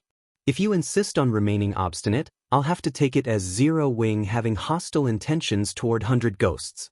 After saying so, Awakened Abyss stopped concealing his life aura. Immediately, a life aura rivaling that of the Secret Hand Association's Tier 4 NPCs spread across the battlefield. Simultaneously, Awakened Abyss revealed the glow effect of his equipment, the result making the surrounding spectators gasp. This was because Awakened Abyss was actually fully geared in epic equipment. Moreover, apart from a full set of epic equipment, Awakened Abyss's longsword was also extraordinary, sporting 6 gleaming gemstones inlaid into it. And although the longsword looked old-fashioned, the aura it exuded was much stronger than that of the epic equipment he wore by a large margin. Meanwhile, the short-haired woman standing beside Awakened Abyss also stopped concealing her life aura and equipment. And like Awakened Abyss, she was fully geared in epic equipment and carried a battle axe that rivaled Awakened Abyss's longsword. Aren't those two a little too well-equipped? No wonder even the 5 great super guilds are wary of 100 Ghosts. Even Starlink and the various superpowers can't afford to arm their members to the teeth with such excellent items. When the various major powers saw the dazzling glow enveloping Awakened Abyss and the short-haired beauty, they were startled. Everyone present had seen epic weapons and equipment before. However, trying to fully gear a player with epic items that suited them was incredibly difficult. Yet, 100 Ghosts had managed to do so for 2 players. One could see just how powerful 100 Ghosts was through this point alone. Hence, it was clearly unwise for Zero Wing to make an enemy of 100 Ghosts at this time. Hostile intentions? Feng laughed as he looked at Awakened Abyss. You think too highly of yourself. Since you wish to stand on Starlink's side, then die with them. After saying so, Feng unsheathed the light of 2 worlds and executed a downward slash at Awakened Abyss. First sword, Light Shadow. An illusory greatsword over 100 meters long appeared in the sky and descended toward Awakened Abyss and the short-haired woman. Space ruptured in the greatsword's wake, and Awakened Abyss and the woman suddenly found themselves having difficulty moving. How dare he? When Lu Xinglua and the various superpowers executives saw this scene, they gaped in shock. They never thought that Feng would even attack 100 Ghosts' envoys. Crazy bastard! Awakened Abyss revealed a startled expression when he saw the illusory great sword. He hadn't expected Feng to take such prompt action. Moreover, he found the power of Feng's attack stifling. Even the Tier 4 NPCs he had faced before couldn't execute such a powerful attack. Almost by instinct, Awakened Abyss took out a crystal and shattered it without hesitation. Two barriers instantly appeared before Awakened Abyss and the short-haired woman, protecting them. Boom. When the illusory greatsword came into contact with the first barrier, the barrier immediately cracked. Only after the first barrier had shattered completely did the illusory greatsword disappear. Awakened Abyss and the short-haired woman stared at this outcome in disbelief. This dual-layered barrier was the product of a Tier 4 curse, a tool they carried for emergencies. Even Tier 4 NPCs couldn't break the generated barriers, yet Feng had shattered one layer. In other words, Feng needed only one more attack to destroy this Tier 4 defensive curse. "We're leaving." Awakened Abyss commanded his team to retreat without hesitation. "His mana technique is too powerful. Only the elders can deal with him. We won't be able to stop his third attack." As soon as Awakened Abyss finished speaking, 100 Ghosts' members promptly scattered and fled. Awakened Abyss and the short-haired woman leaped into the air and made a beeline for Sky Spring City's gate. They dared not try to put up a fight. "It seems you're not completely inept," Feng commented indifferently as he looked at the remaining barrier before him. He then looked at Awakened Abysses and the short-haired woman's fleeing figures and continued, "However, since you dare interfere in Zero Wings matters, I'll have one of you stay behind today to teach you a lesson." After saying so, Feng suddenly disappeared from where he hovered. When he reappeared, he was in front of Awakened Abyss. "You." Feng's appearance shocked Awakened Abyss. Feng was too fast. His movement speed in the air practically rivaled a flying mount's. However, before Awakened Abyss could react to the situation, Feng swung the light of two worlds once more. It was evident he had chosen Awakened Abyss as his target of detention. Spatial slash. Black flame. Unwilling to take any chances, Awakened Abyss activated his Berserk skill, boosting his basic attributes by a large margin. Now, he could go toe-to-toe against a superior mythic monster of the same level. "Don't go too far." Awakened Abyss used his full strength to counter Feng's attack, his long sword radiating a colorful brilliance as it swung to meet Feng's light of two worlds. Now, the power of his attack was not the slightest bit weaker than that of the light shadow Feng executed before. Boom! Two sky-splitting spatial tears appeared when the two swords collided. Immediately afterward, Awakened Abyss crashed into the ground below like a cannonball, and his HP plummeted. In the blink of an eye, Awakened Abyss's HP, which exceeded 20 million, fell to 0, and the youth became deader than dead. "Abyss!" The short-haired woman was stunned when she saw Awakened Abyss killed.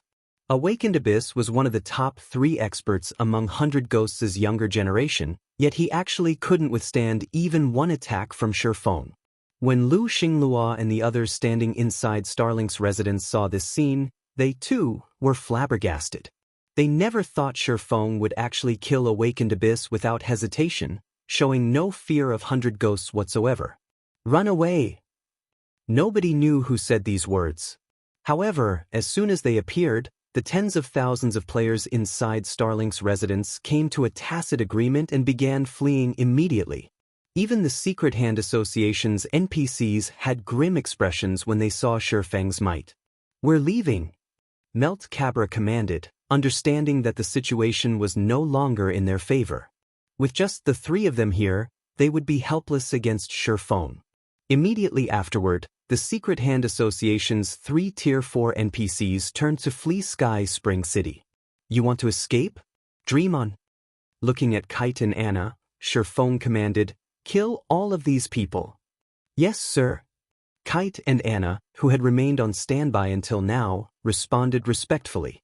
They then split up and took independent action. The next moment, Anna set out in pursuit of Melt Cabra's group. As for Kite, he joined Lifeless Thorn and Solitary 9 in dealing with Starlink's Tier 4 players. "You think you can stop us by yourself? You must be tired of living." Melt Cabra was incensed when he saw Anna coming to block his group by herself. Although Anna was also a Tier 4 existence, she was merely level 149. She would have trouble stopping even one of them, let alone all 3. She was basically insulting their strength by coming at them alone. However, before Melt Cabra could say anything more, Anna unleashed her mana domain. Immediately, Anna's mana domain enveloped the entire Sky Spring City, transforming the city into a world of black and white. Under the effects of her mana domain, Starlinks and the various superpowers Tier 3 players couldn't even budge. As for Meltcabra's group of 3, they felt immense pressure pressing down on them, subjecting the mana within their bodies to a powerful suppression. The 3 of them could barely extend their own mana domains 20 yards from themselves. The might of Anna's mana domain was simply unbelievable. Before Meltcabra and the other 2 could react, countless pitch-black chains assaulted them from all directions. Simultaneously, innumerable holy swords appeared in the sky and shot at all 3 of them. Despite the trio working together and doing their best to fend off the attacks, they actually remained at a complete disadvantage. Anna thoroughly displayed her strength as an epic guard, and it was only a matter of time before she defeated the 3 hostile NPCs. Lu Xinglua, you should follow your friends as well.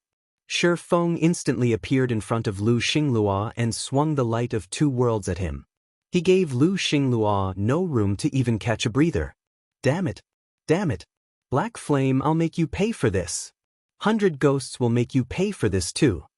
Lu Xinglua gritted his teeth and shattered one of the crystal rings he wore. The next moment, a strange, gray space formed around Lu Xinglua and thoroughly negated Feng's attack. However, Lu Xinglua also let out an agonized scream in the gray space. It was evident that getting caught within this gray space wasn't entirely pleasant for Lu Xinglua. A second later, the gray space disappeared together with Lu Xinglua. He sure knows how to run quickly. Read latest chapters at Wuxia World.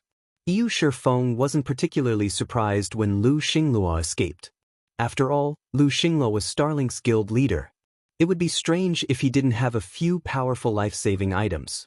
Fortunately, Feng had already achieved his goal in coming here. After today's event, Starlink and the various superpowers would lose tens of thousands of Tier 3 experts and many Tier 4 experts. Moreover, even if these experts died, they would still be detained for several days in Sky Spring City's prison once they respawned. Less than 10 minutes later, with Anna and Kite's assistance, Zero Wings members annihilated the Secret Hand Association's 3 Tier 4 NPCs and the various superpowers Tier 3 and Tier 4 experts. The spectating powers were awestruck to witness the deaths of the various superpowers experts. None of them had ever dreamed that the superpowers' crusade against the Secret Covenant Tower would come to such an end. Zero Wings' hidden strength also exceeded their imagination. The guild simply wasn't an existence the various superpowers could go up against. This astonishing piece of news quickly spread all over the Twin Towers Kingdom. It even reached the neighboring kingdoms and empires, shocking the various player forces there.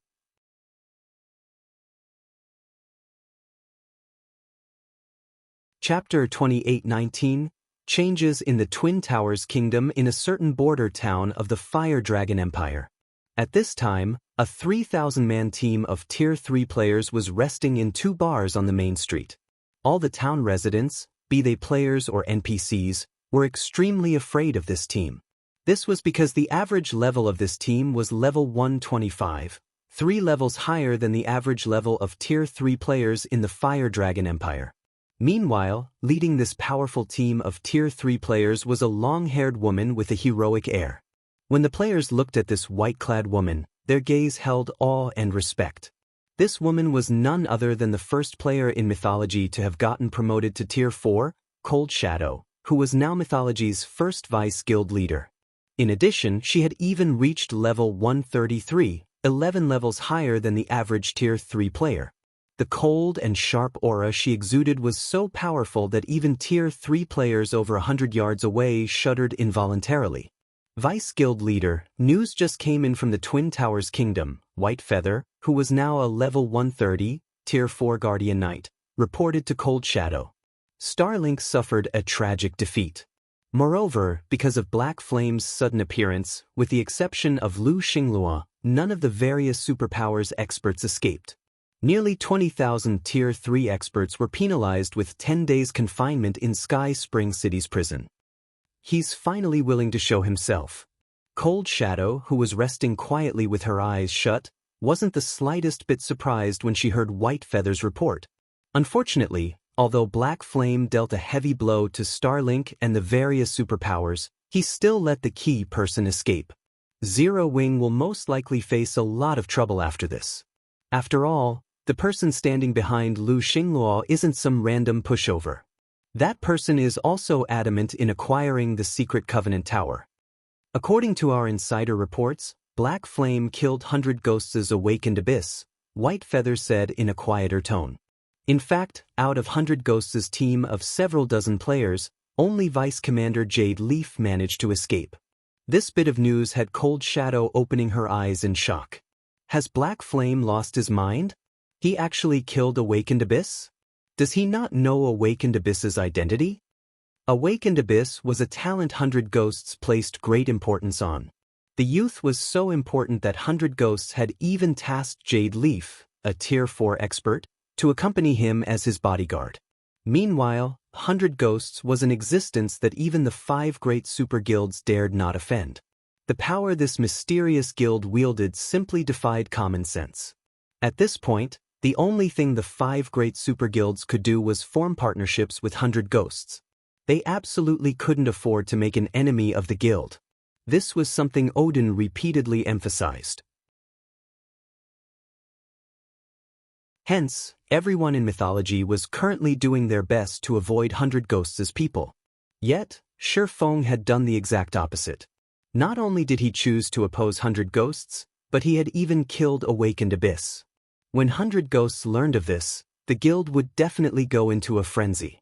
In that case, should we take action now? White Feather asked. Zero Wing was a guild that mythology had to destroy, no matter what. Now that Feng had dealt a heavy blow to Starlink and the various superpowers, these guilds definitely wouldn't just let the matter lie. In fact, they might even put everything on the line to fight Zero Wing. After all, these superpowers had lost so many Tier 3 experts already. If they still couldn't secure the Secret Covenant Tower, recovering from this loss within a short period would be impossible. Not to mention, 100 Ghosts would most likely retaliate against Zero Wing as well. At that time, a spectacular battle would definitely occur at the Secret Covenant Tower, which would be the perfect opportunity for mythology to take action. No, it still isn't time. Cold Shadow shook her head. We have just recently completed that inferior legendary quest and obtained a mana body legacy. We need to digest this legacy first. It wouldn't be too late to take action once we have improved our mana bodies. After all, when it comes to matters regarding the mana body, Black Flame's side has already made significant progress. I doubt we are a match for him in this regard even now. I understand. I'll notify the others about this and have them head to the Divine Cave, White Feather said, nodding. There's no need for us to head to the Divine Cave yet. We are merely learning a legacy. We can learn it anywhere, Cold Shadow said.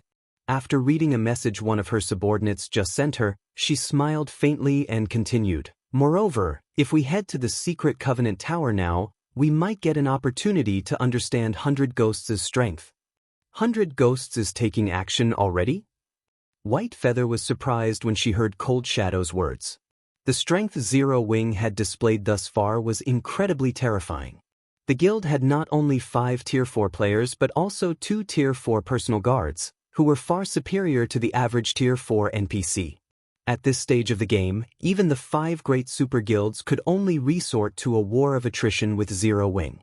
In a frontal confrontation, their chances of defeating Zero Wing would be 0. Hence, White Feather found it incredible that 100 Ghosts would retaliate against Zero Wing right after losing several dozen of its top combatants. That's not entirely true, Cold Shadow said, chuckling. A hint of anticipation appearing in her eyes, she added, You'll understand once we get there. If Zero Wing doesn't abandon the Secret Covenant Tower this time, it'll most likely be doomed forever. After Cold Shadow finished speaking, White Feather promptly organized a group of peak experts, and they accompanied Cold Shadow to the Secret Covenant Tower. Twin Towers Kingdom, Sky Spring City. Guild leader, we're done compiling the list of items we got, Fire Dance reported as she approached Feng. With an excited look on her face, she continued, we obtained close to 20,000 weapons and equipment from this battle, including over 6,000 level 110 plus fine gold weapons and equipment and over 2,000 level 110 plus dark gold weapons and equipment. The rest are all level 110 plus secret silver weapons and equipment. This harvest will mitigate a significant portion of the losses we suffered previously. Currently, Fire Dance, Yulan, and Melancholic Smile were managing the affairs of the entire guild. Dealing with the guild's weapon stockpile gave Fire Dance massive headaches. Previously, when she had merely been commanding Zero Wing's main force, she hadn't known just how important it was for the guild to have a sufficient stockpile of weapons and equipment. However, after taking over Gentle Snow's and Aqua Rose's responsibilities and repeatedly clashing with the various superpowers, she finally understood what a guild's foundation referred to. Originally, she believed that a guild's foundation referred to the number of experts a guild possessed. However, after the various superpowers began waging war against Zero Wing, she realized that what truly served as a guild's foundation were weapons and equipment. If not for the Candlelight trading firm having a sufficiently large number of lifestyle players, Zero Wing would have long since run out of weapons and equipment. And if that happened, members would definitely withdraw from the guild in droves. After all, nobody would want to fight for a guild that couldn't even arm them with weapons and equipment. Give half of the weapons and equipment to Crimson Emperor and Unyielding Soul, Feng said, smiling. I believe they haven't been faring well recently either. These weapons and equipment should help them cope with their troubles. Feng had a very thorough understanding of the issues involved in guild wars. When he led Shadow in his previous life, there had been instances when the guild's warehouse had only bronze weapons and equipment. Back then, Shadow had only been a small guild. If a superpower were to face a situation where its warehouse had only bronze weapons and equipment, everyone in the guild would have long since quit. After all, even if guild players died and lost levels, so long as they had sufficiently good weapons and equipment, they could quickly recover their levels. However, without weapons and equipment, they might as well be independent players. At the very least, hostile forces wouldn't persecute them. Before Feng could issue any more commands, Illusory Words approached him with a grim look on her face. Guild leader Black Flame, a big problem appeared in Barren Forest City, near the secret Covenant Tower. Illusory Words said anxiously. According to our scouts, over 1 million faux saint monsters have appeared there and are making their way toward the secret Covenant Tower. The majority of them are level 135 Great Lords, and there are also roughly 1,000 level 140 plus mythic-ranked faux saint monsters. 8,000 mythic monsters? Fire Dance was stunned when she heard what Illusory Words said. For a moment, she even wondered if her ears were working properly. Normally, it would be incredibly difficult to come across even one mythic monster. Not to mention, monsters had gained the ability to think for themselves after the major system update. This had increased their combat standards by a large margin and improved their capacity for cooperation. Under normal circumstances, a Tier 4 expert would have to flee if they came across 2 or 3 mythic monsters of the same level simultaneously. And with around 10 mythic monsters, one could even attack towns and cities. Nonetheless, she was being told that their opponent had 1,000 mythic monsters? 1,000? Feng was also surprised by this piece of news. The strongest monster tide he had come across out in the fields had only around 100 mythic monsters. That monster tide had successfully destroyed a guild city defended by several Tier 4 players. Now, the enemy had 1,000 mythic monsters faux saint monsters possessing above-average combat standards. This was undoubtedly a devastating force. That's right. There are at least 1,000 of them. Illusory Words nodded, an ugly expression appearing on her face. According to their movement speed, it'll take them around 10 hours to reach the secret Covenant Tower. We should have enough time if we withdraw from the tower now.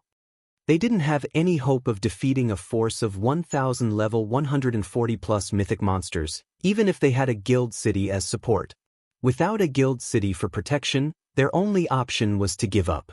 After all, players killed by those faux saint monsters would suffer heavy penalties.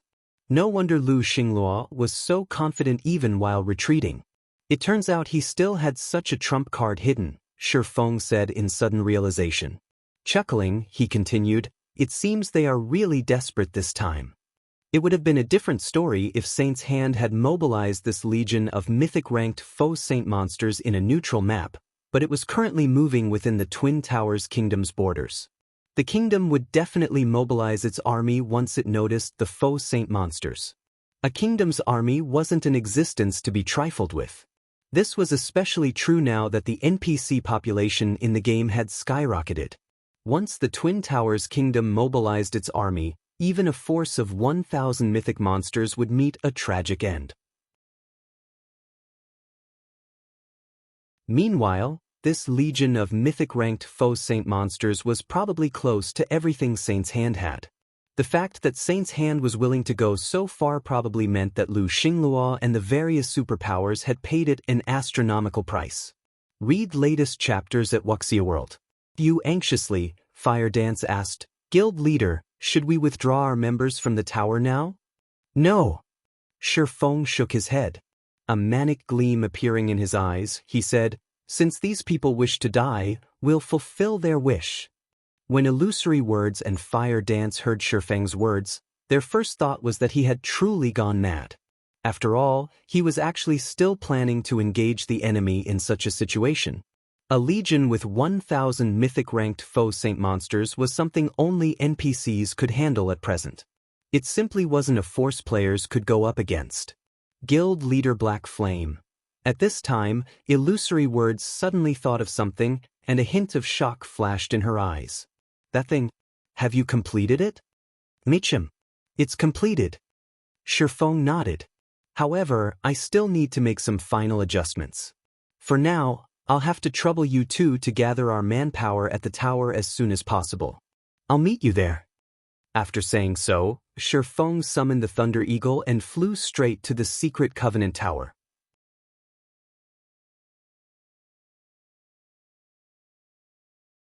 Chapter 2820 Sudden Appearance of the Steel Fortress Barren Forest City, Frostrain Ridge. Frostrain Ridge was a level 70 map. Snow blanketed the place all year round, and it was famous for cryolite. In God's domain, cryolite was one of the rare ores that could be used to manufacture alchemy tools. Hence, it had incredibly high demand. However, as its output was relatively low and the appearance of its deposits was random, its price was constantly high. Currently, one piece of cryolite could sell for 20 silver on the market. Hence, many newcomers in God's domain would choose to grind for levels in the Frostrain Ridge. Doing so earned them EXP and a considerable sum of money. However, the vast Frostrain Ridge was devoid of players and NPCs at this time. The entire map had become a land of death due to the invasion of faux saint monsters. Above Frostrain Ridge, a 20-meter-long Darkfire crow flew through the sky and stopped before a 200-meter-long ancient demonic serpent hovering in the air. The ancient demonic serpent was like the king of the skies, overlooking all existences. Even the extraordinary ranked Darkfire crow was like an infant before the ancient demonic serpent. In fact, despite being at the Tier 3 peak standard, the Darkfire crow actually bristled in fear when it arrived before the ancient demonic serpent. If not for its master forcing it, the Darkfire crow would have tried to stay as far away as possible from the ancient demonic serpent. A total of 300 players rode on the back of the ancient demonic serpent. These players were all at least level 126 and radiated an aura similar to that of Tier 4 mythic monsters. They wore black heavy armor, and their eyes gave off a bloody glow. In addition, leading these players were 5 bona fide Tier 4 players. If Feng were here, he would recognize one of these 5 players, the short-haired woman Jade Leaf. At this time, though, she had a respectful and fearful expression on her face as she looked at the elderly man before her. "Elder Windshadow, I apologize for the long wait," said Lu Xingluo from the Darkfire Crow. At this time, Lu Xingluo's appearance had undergone significant changes. If one looked past the gray cloak he wore, one would notice scarlet runes ringing his neck. The pupils in his eyes were now dark gold reverse crosses. Smiling, Lu Xingluo said to the elderly man riding at the head of the ancient demonic serpent, "I didn't expect Elder Windshadow to bring the Black Knights here." It seems that you really plan on making Zero Wing disappear. At this point, the various superpowers in God's domain knew very little about the guild known as 100 Ghosts. However, Lu Xinglua was quite clear about how powerful the guild was. The Black Knight Legion was 100 Ghosts' trump card legion, and it was much more powerful than even the 5 great super guilds' trump card legions. This was because the members of this legion could no longer be considered human.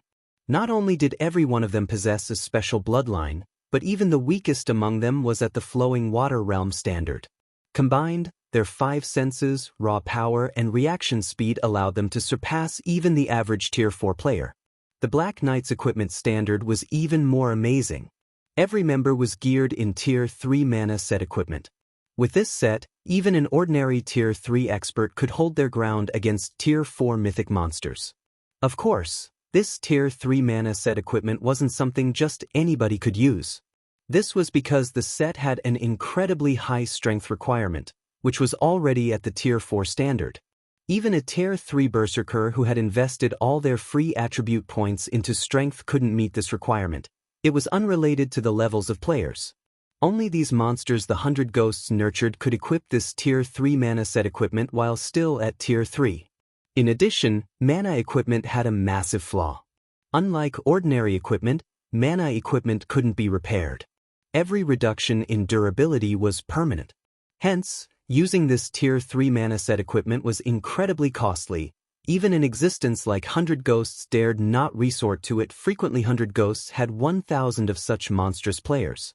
Although the guild had dispatched only 300 now, these players could already move across the main continent unhindered. It's nothing. Since Zero Wing thinks we are pushovers, this old man will let everyone know what we are capable of, Windshadow said as he looked at Lu Xinglua, who appeared rather inhuman, with indifferent eyes.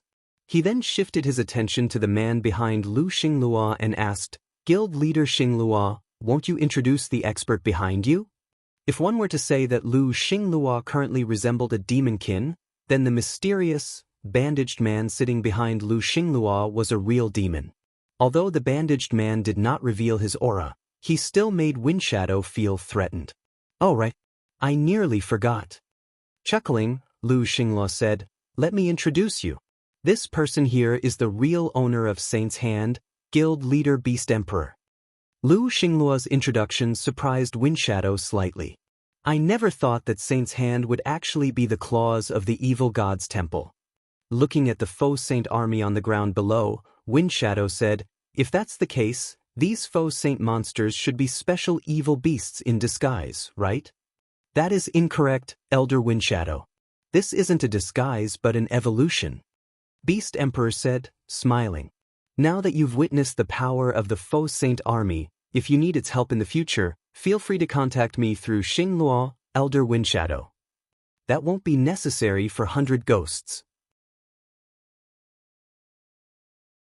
However, it seems you have quite a grudge against Zero Wing, Lord Beast Emperor, Windshadow said as he glanced at the 1,000 mythic-ranked faux saint monsters marching at the front of the faux saint army. Such a large-scale operation will definitely attract the attention of the Twin Towers Kingdom's NPC army. If they move, I believe your faux saint army will suffer severe losses.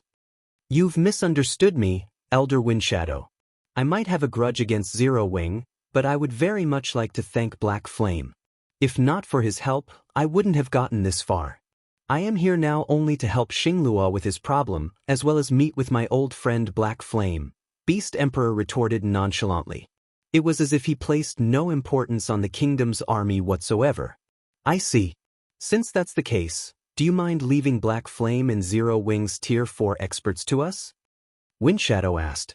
No problem. Nodding, Beast Emperor said, I only want their corpses. After Windshadow and Beast Emperor reached an agreement, they continued toward the Secret Covenant Tower.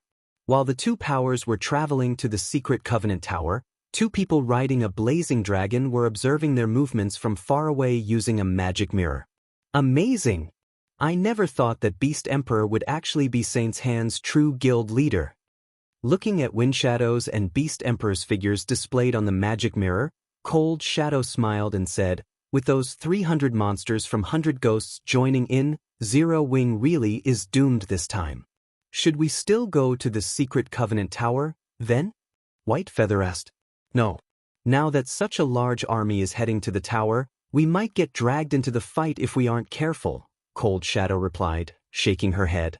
If Zero Wing doesn't concede the tower this time, it will definitely suffer a heavy loss. Right now, 100 Ghosts and Beast Emperor pose more of a danger to us. We need to head back now and make the necessary preparations. The War of Worlds will be coming soon. After saying so, Cold Shadow took out a return scroll and teleported back to the Fire Dragon Empire. She had no intention of watching the upcoming fight whatsoever. After all, the fight's outcome was a no-brainer. Rather than watching a walkover, her time would be better spent improving her strength. In the meantime, the members of Zero Wing, Unyielding Soul, and Crimson Emperor who were grinding inside the secret Covenant Tower had assembled outside the tower at the behest of their guild's executives. Read latest chapters at Wuxia World. After seeing that everyone was gathered, Flying Shadow approached Feng and reported, Guild leader, everyone grinding inside the tower has come out. They are ready to be dispatched at any time. Nodding, Feng said, Good. Have everyone get ready. Also, place those at the Advanced Magician Standard and above in a separate group. Yes, sir. Flying Shadow promptly executed Feng's instructions. While Flying Shadow was sorting out the assembled players, Feng flew several thousand yards away from the secret Covenant Tower and began chanting an incantation. After he had chanted for 30 seconds, the region suddenly darkened as a gigantic magic array with a radius of several thousand yards suddenly appeared in the sky. This was undoubtedly the largest magic array anyone present had ever seen. However, before anyone could react to the situation, a metal fortress that was as large as a mountain slowly emerged from the magic array.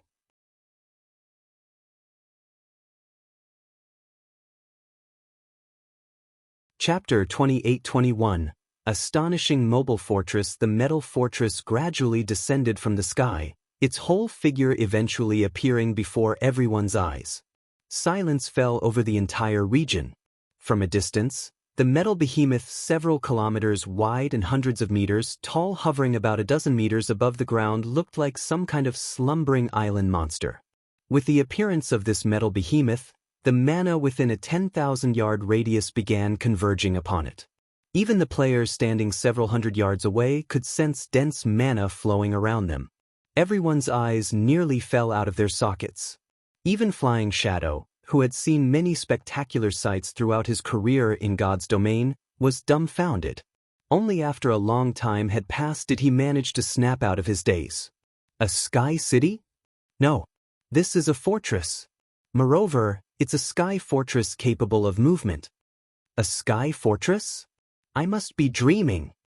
When the gathered players recovered from their initial shock, exclamations rang out one after another.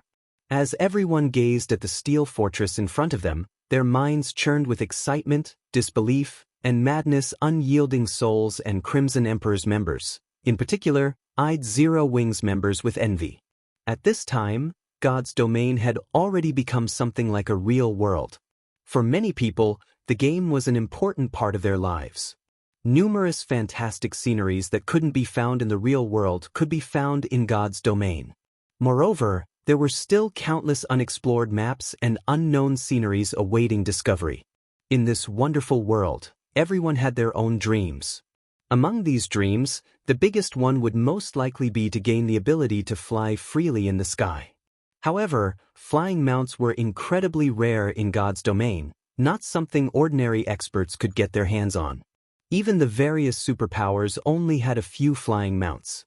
Yet in an era where there were hardly any flying mounts, Zero Wing had actually obtained a sky fortress. Who wouldn't grow crazy and envious over this fact? Looking at the assembled players' shocked expressions, Feng chuckled and said, All right, I've already granted entry access to everyone. You can now head inside. The magician team, follow me. In reality, even Feng harbored a great yearning for the mobile fortress. In the past, he could only look at the various super guilds' mobile fortresses from afar. As these mobile fortresses were generally deployed to strategic locations, such as level 150+ maps, they were never opened to the public. At most, those super guilds would allow their allies to visit their mobile fortresses.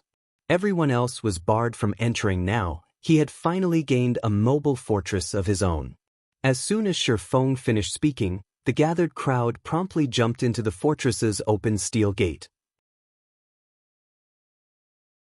The moment everyone entered the fortress, they sustained another shock. This was because the mobile fortress's interior was like a completely different world compared to outside. B greater than E/B. Not only did the fortress's interior have astonishingly dense mana, but it also increased players' affinity with mana. Even those insensitive to mana could feel their affinity with mana improving significantly. The environmental effects of this fortress were far superior to those of any city they had ever visited. Most importantly, when inside the fortress, everyone could feel the foreign energy corroding their bodies vanishing rapidly. After making some rough calculations, they concluded that resting for 1 hour inside the fortress yielded the same recovery effects as resting for 1 day in the outside world. This benefit would greatly enhance their leveling speed. Moreover, the boost to concentration recovery in the fortress was at least 2 or 3 times stronger than in the various guild cities. Crap. If I can rest and train my skills here, I can probably get twice the results I'd get from training in Stone Forest City's combat rooms. You'd probably get even better results if you train combat techniques here, since combat techniques place much greater emphasis on mana control. Meanwhile, the boost to mana affinity this place provides would most likely improve one's mana control by a significant margin. After everyone entered the mobile fortress, they quickly understood its hidden benefits, and their eyes glowed with excitement. Resting was an important part of a player's life in God's domain. In fact, resting accounted for around 1/3 of the time most players spent in the game. Even combat fanatics spent at least 1/5 of their time resting. This was especially true for players grinding in level 100+ neutral maps, where foreign energies constantly corroded their bodies. After the corrosion reached a certain extent, players would have to rest even if they didn't want to. Otherwise, death would claim them. Hence, rest areas were incredibly important for players. So long as a player had a good place to rest in, their leveling speed and self-improvement speed would both improve significantly. This was especially true for expert players. Peak experts would even pay high prices to visit the capitals of kingdoms and empires just to recover quickly. This was because these cities sold foods and beverages that could greatly enhance recovery rates, as well as offer other buffs. If not for the high price tags of these delicacies, even ordinary experts would fight to buy them. After Feng entered the mobile fortress, he led the magician team straight to the fortress lord's mansion. Looking at the 1,000+ advanced magicians before him, Feng said, "The fortress's magic arrays are fully operational now. What I need you to do is work in shifts of 300 to maintain the normal operation of these magic arrays. Do you have any questions?" The mobile fortress was mainly made up of magic crystals, and most of its operations relied on mana. Hence, a lot of manpower was required to operate it. This small mobile fortress needed 300 advanced magicians to keep its magic arrays fully operational. In addition, the mobile fortress consumed a lot more magic crystals than guild cities. Just its normal operation mode cost 50,000 magic crystals per day. If the fortress's offensive and defensive magic arrays were activated as well, this cost would zoom. Read latest chapters at Wuxia World. It was fortunate that Feng was incredibly wealthy right now. Even after deducting the magic crystals used in the mobile fortress's construction, he still had 5.8 million magic crystals left.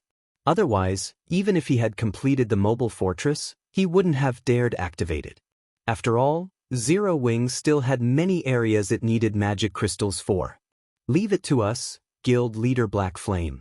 We will make sure nothing goes wrong with these magic arrays." The advanced magicians responded enthusiastically, none of them dissatisfied at getting assigned the menial task of maintaining magic arrays. This was because the benefits of working in the Fortress Lord's mansion were practically visible to the naked eye.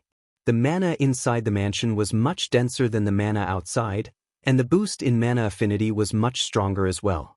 This place was not only an excellent rest area but also an excellent training environment for magicians like themselves. They couldn't find such a wonderful environment in the outside world even if they wanted to. Meanwhile, less than half an hour after the mobile fortress appeared, news of its existence spread like wildfire. In no time at all, word of it appeared on the Twin Towers Kingdom's official forums. Sky Fortress appears beside the secret Covenant Tower. For a time, players throughout the kingdom were in an uproar.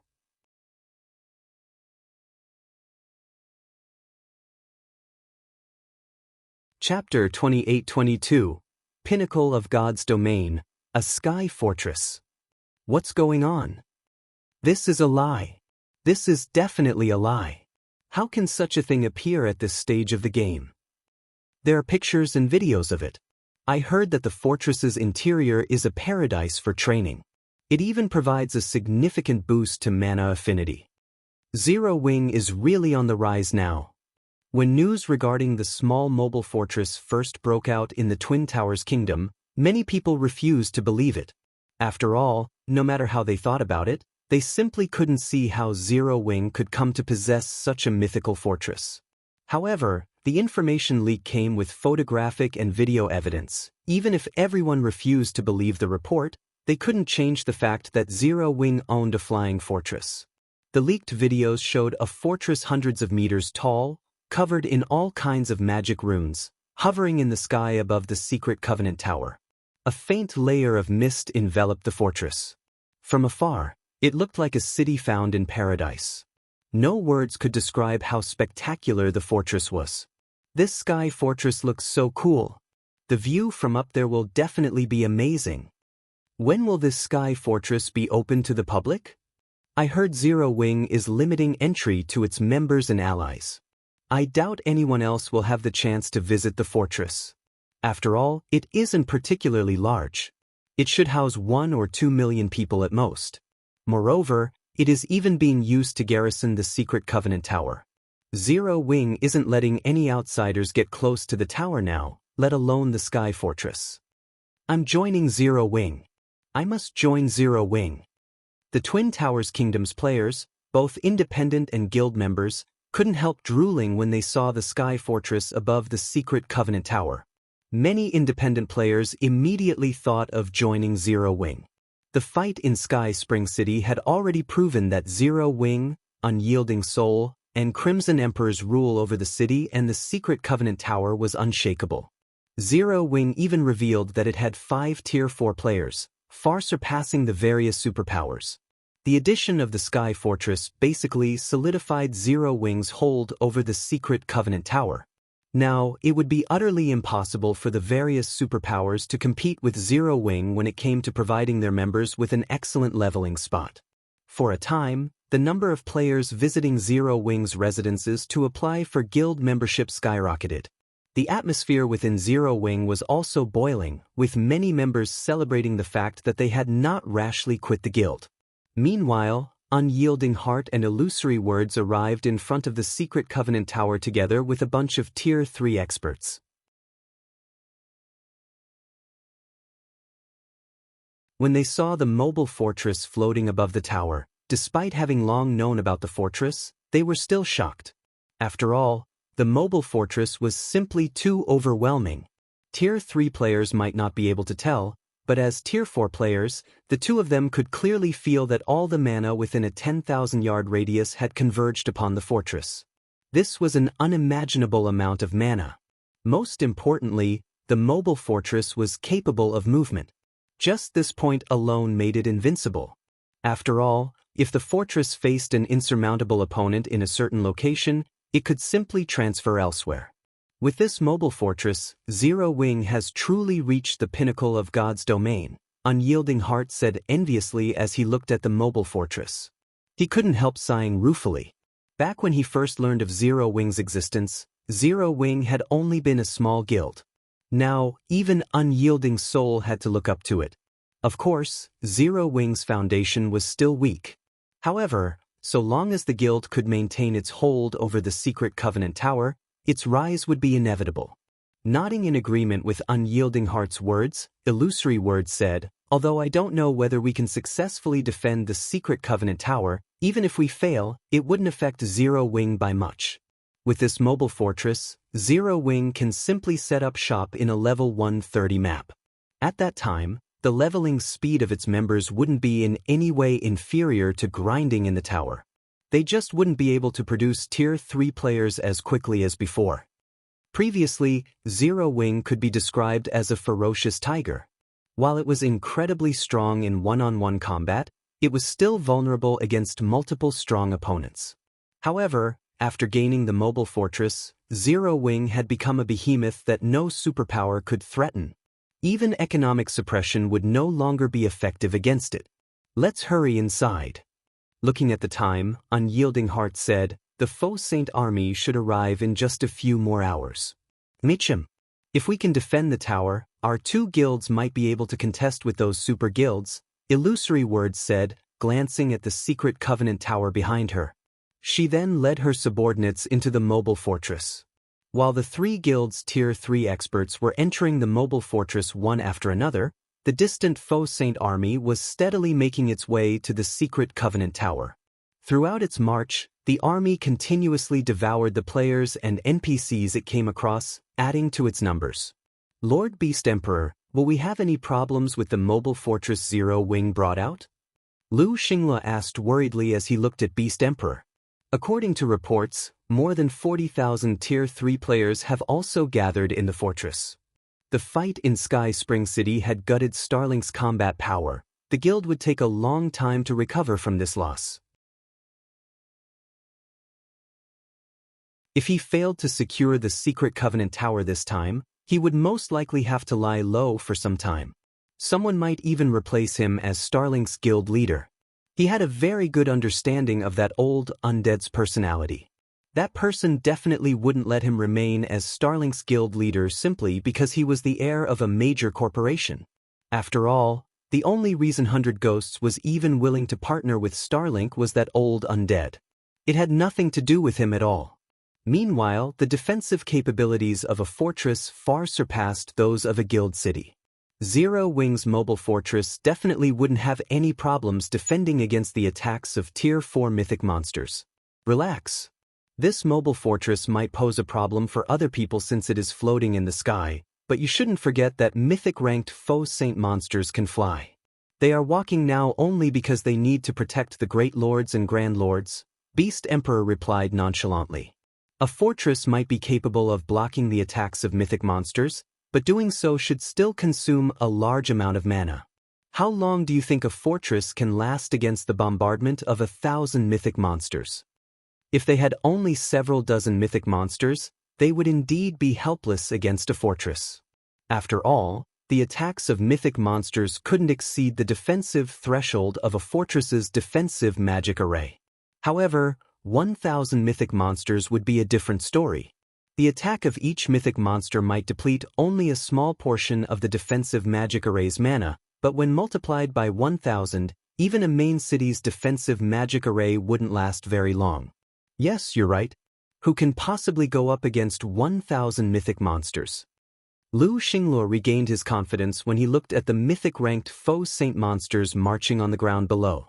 Read latest chapters at Wuxia World. A fortress might be amazing, but there was also strength in numbers. After saying so, Lu Xingle looked at the giant serpent flying nearby, a cold glint appearing in his eyes. 100 Ghosts' ancient demonic serpent was an extraordinary existence. Not only was the flying mount itself at the Tier 4 mythic standard, but it was also a legendary flying mount, one of the rulers of the sky during ancient times. According to rumors, the strength of the ancient demonic serpent's bloodline was close to rivaling that of dragons. In air combat, the combat power it could display surpassed even that of a flying ship. Hence, their side wouldn't necessarily lose to Zero Wing's mobile fortress in air combat. Time passed quickly. After traveling for another 6 hours, Lu Xingle and Beast Emperor saw a gigantic, floating fortress on the distant horizon. So, that is the mobile fortress? Beast Emperor was a little surprised when he first laid eyes on the mobile fortress. Afterward, though a smirk appeared on his face. Black Flame, I admit that you are indeed capable. However, I wonder if you'll go mad if I destroy this fortress of yours? After saying so, Beast Emperor gestured with his hand. In response, his army's 1,000 mythic-ranked foe Saint Scepters took to the skies and flew straight toward the mobile fortress. Their speed in the air was just slightly inferior to that of flying mounts, and they gave Zero Wing's side no time to react whatsoever.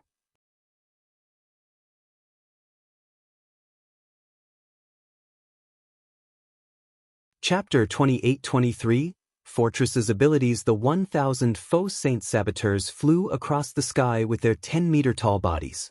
From the mobile fortress's perspective, they looked like a dark cloud flowing toward it.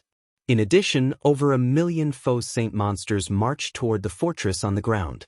The ground shook with every step these monsters took, the spectacular sight stupefying the players standing guard on the mobile fortress. It seems we can't underestimate this Beast Emperor after all. Despite being only a puppet of the evil god, he's actually capable of mobilizing so many mythic monsters. With this, even if we don't make a move, Zero Wing probably won't last very long, a 5-meter-tall, middle-aged man atop the ancient demonic serpent said. Laughing, he continued, we won't even get to teach Zero Wing a lesson now. Although this golden-armored giant only spoke normally, his deep voice made the surrounding space tremble. If Feng were here, he would definitely be shocked to see this golden-armored giant. This middle-aged man was not only a bona fide giant but also a level 133, tier 4 berserker. The surrounding space already grew heavier just from the aura he exuded. That isn't necessarily a bad thing. With this, we can avoid exposing our strength and reduce the Black Knight Legion's expenditure, Windshadow said as he looked at the faux Saint monsters above and below him. Don't forget that our goal this time is to rescue that good-for-nothing brat from Sky Spring City's prison. Dealing with Zero Wing is secondary. I guess you're right. Let's hope Sky Spring City's magistrate can let me stretch my muscles a little, the golden-armored giant said, nodding while Windshadow and the golden-armored giant were conversing. Jade Leaf, who sat at a side, dared not utter a word, shame filling her face. Protecting and rescuing Awakened Abyss should have been her job, yet she had to turn to Elder Windshadow and Long Day, the vice-commander of 100 Ghosts' main force, for help. This was a severe dereliction of duty on her part. She was very likely to get removed from the priority list for training when she returned to the guild's headquarters. After all, not only was Awakened Abyss one of 100 Ghosts' top talents, but his status was one that even Elder Windshadow dared not offend. Inside the mobile fortress, Unyielding Heart and Illusory Words saw the overwhelming army of faux Saint monsters and couldn't help gasping in shock. Although they had long since known that their enemy consisted of over 1 million faux Saint monsters and 1,000 faux Saint saboteurs, this terrifying scene still frightened them. The faux Saint army on the ground aside, just the 1,000 faux Saint saboteurs in the air already posed a massive threat. Such a large force of mythic monsters could easily break through even the defensive magic arrays of NPC cities. Generally, fortresses possessed significantly stronger defensive magic arrays than cities. However, the mobile fortress was different from a stationary fortress. To gain the convenience of movement, the mobile fortress sacrificed a portion of its defensive capabilities. Hence, while the mobile fortress was still capable of blocking the attacks of these faux Saint saboteurs, it was unknown how long it could continue doing so. Once the defensive barrier broke, these faux Saint saboteurs would slaughter the players inside the fortress. Even Tier 4 players like themselves wouldn't be able to stop these monsters. After all, the difference in numbers was simply too massive. Everyone, get ready. Attack with everything you've got once these faux Saint monsters enter within range. Unyielding Heart shouted. Remember, do not hold back anything. Fight with everything you've got right off the bat. Only by removing these mythic monsters as soon as possible will we have a greater chance of victory. Yes, sir. When the players stationed atop of the fortress walls saw the approaching faux Saint saboteurs, they couldn't help gulping nervously.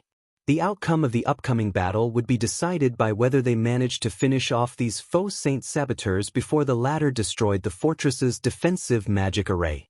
This would be a race against the duration of the defensive barrier. Meanwhile, on the fortress lord's mansion's top floor, which was also the highest point in the fortress. Guild leader, they're here, Fire Dance reported. When the faux Saint saboteurs were less than 1,000 yards away from the fortress, she asked nervously, should we start attacking now? No, let them come closer, Feng said, shaking his head. The mobile fortress had 26 large magic elven cannons and 8 magic charging towers. Its overall firepower exceeded that of guild cities by leaps and bounds.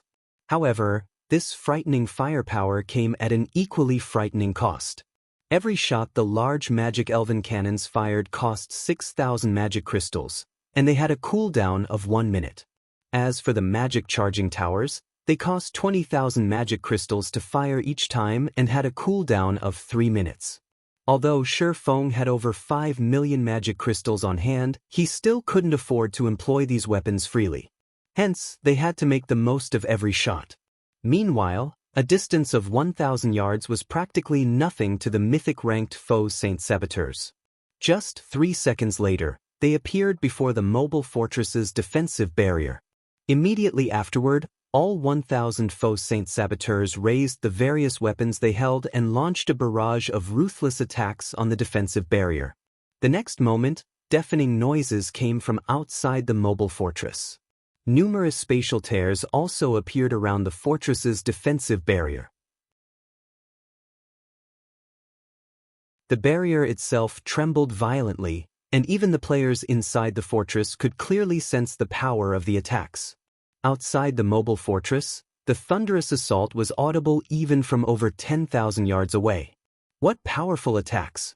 If it were a guild city's defensive magic array, it would have most likely crumbled at the first wave of attacks, Long Day exclaimed in astonishment. The simultaneous attacks of 1,000 mythic monsters were simply earth-shattering. Even a Tier 5 large-scale destruction spell would pale in comparison to this barrage. Jade Leaf also nodded in agreement.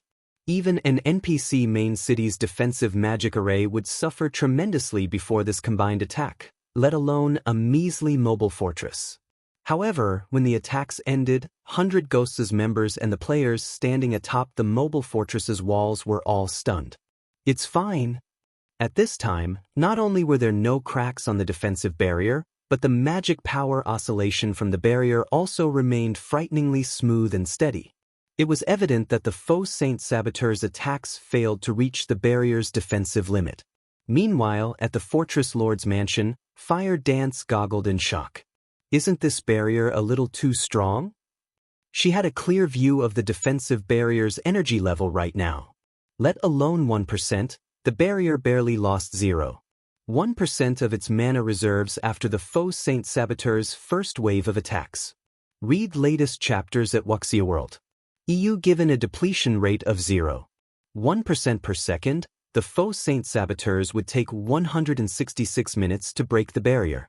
However, the barrier's mana reserves could be replenished at intervals of 30 minutes, with each restoration costing 100,000 magic crystals. In other words, so long as they had sufficient magic crystals, the 1,000 mythic monsters before them wouldn't be able to destroy the mobile fortress's defensive magic array, no matter what. Not bad, Feng said calmly. Inwardly, though, he too was surprised by this outcome. He never thought that the mobile fortress's defensive capabilities were so amazing.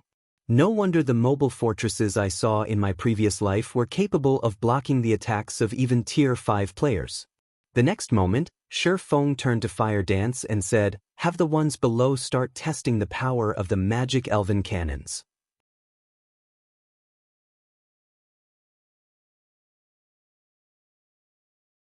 Chapter 28-24, Silent World. At Feng's command, Fire Dance notified the players stationed at the 26 large magic elven cannons. In response, all 26 cannons in the mobile fortress began gathering and condensing mana from their surroundings. The originally mist-like mana liquefied. The condensed liquid mana then flowed into the cannons. A short moment later, a crimson, Threefold magic array appeared before the muzzles of these cannons, the tremendous power these magic arrays carried distorting the surrounding space. The next moment, after the faux Saint Saboteurs completed their third barrage, 26 crimson beams shot into the dusky sky all of a sudden. These beams of light then burst in midair, and numerous smaller beams rained down on the mythic monsters. Even though the faux Saint Saboteurs had reacted quickly to the attack, they were somewhat crowded, so most of them still ended up engulfed by the crimson rain.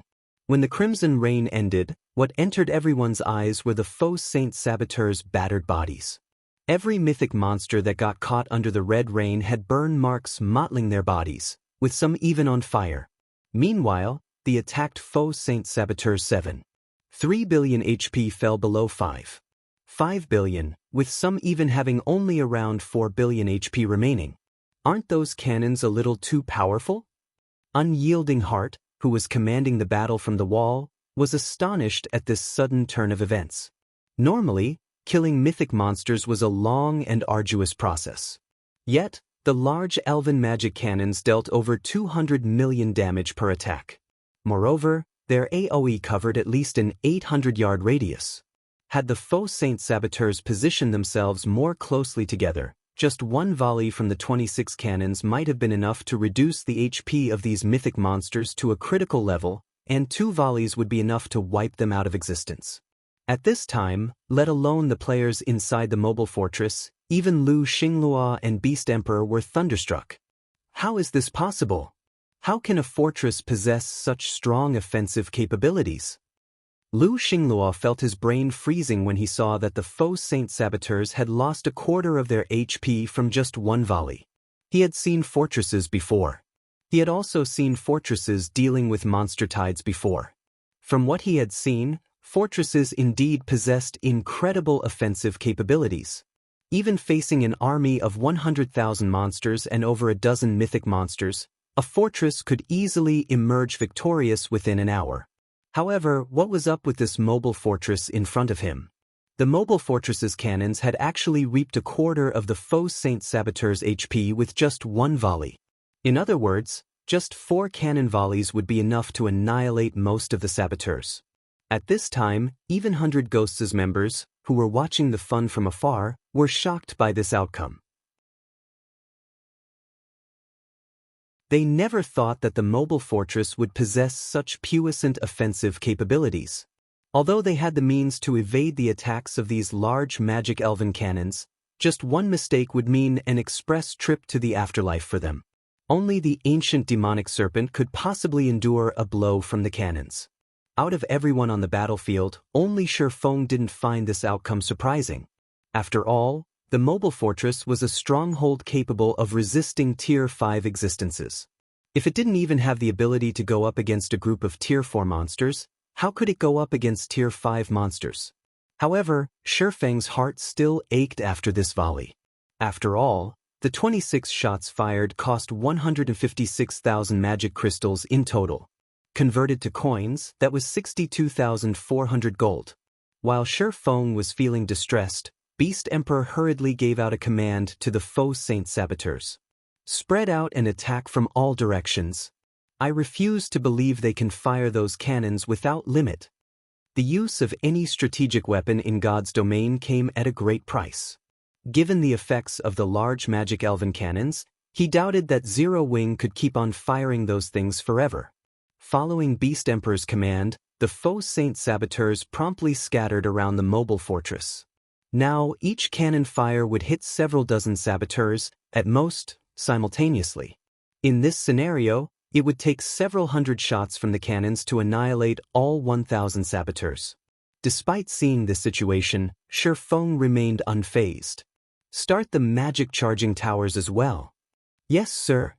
Upon hearing Feng's command, Fire Dance couldn't help feeling a little excited. If the large magic elven cannon's attack was a fusillade, then the magic charging tower's attack was a carpet bombing. Moreover, its power reached the Tier 5 threshold. Immediately, the 8 magic charging towers scattered across the mobile fortress began accumulating mana, transforming into 8 miniature suns that brightly illuminated the entire fortress. Before the faux Saint Saboteurs could react to this development, The 8 miniature suns shot into the sky and transformed into 8 threefold magic arrays, each covering a 2,000-yard radius. These gigantic magic arrays extended over not only the entirety of the mobile fortress but also everything within a 2,000-yard radius of the fortress. What? Have they lost their minds? Lu Xinglua was thunderstruck when he saw the 8 gigantic magic arrays in the sky. While he didn't know exactly how powerful these magic arrays were, going by the fact that they had drawn in all mana within a 10,000-yard radius, he could easily imagine how powerful they were.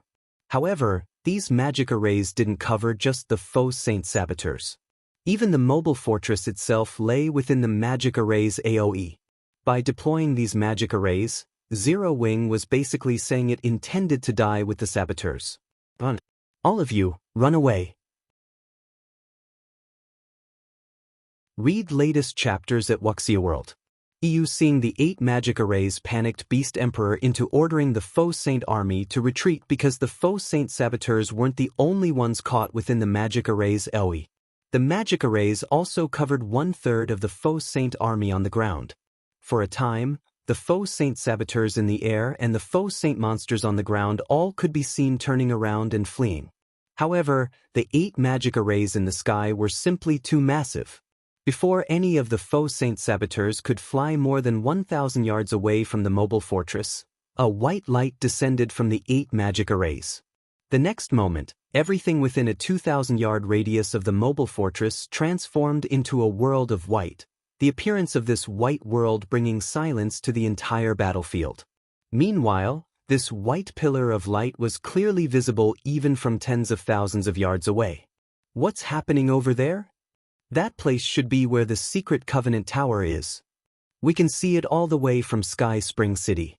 Just how big is the coverage of that beam? Most players in Sky Spring City were ignorant of the battle taking place at the secret Covenant Tower, so they couldn't help growing curious when they saw a white pillar of light suddenly appear in the distance. As for the player forces who knew of the battle, because of their insufficient strength, they could only spectate from a safe distance. Shortly afterward, the light pillar gradually dissipated. The Faux Saint army on the ground had also disappeared, and in their place were craters several dozen meters deep. As for the mythic-ranked Faux Saint saboteurs in the air, they fell to the ground one after another at this time. Although these saboteurs were still alive, every one of them had fallen into a heavily injured state, and their current combat power was nowhere near what they had before.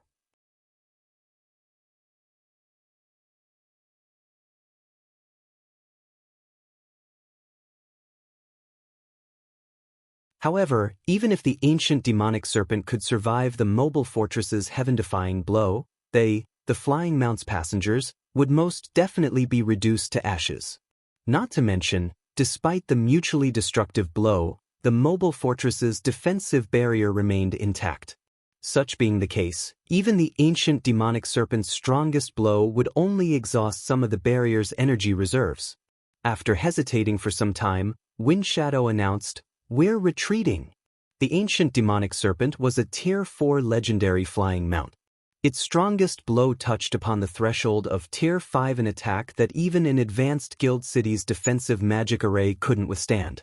Originally, Windshadow believed that, while the mobile fortress's defensive magic array might be strong, destroying it shouldn't be a problem for the ancient demonic serpent, given enough time. However, let alone destroying the barrier, just surviving that purifying light would be a problem. Since it was evident they couldn't do anything against the mobile fortress, they naturally had no reason to remain here. At this time, Windshadow wasn't the only person with such thoughts.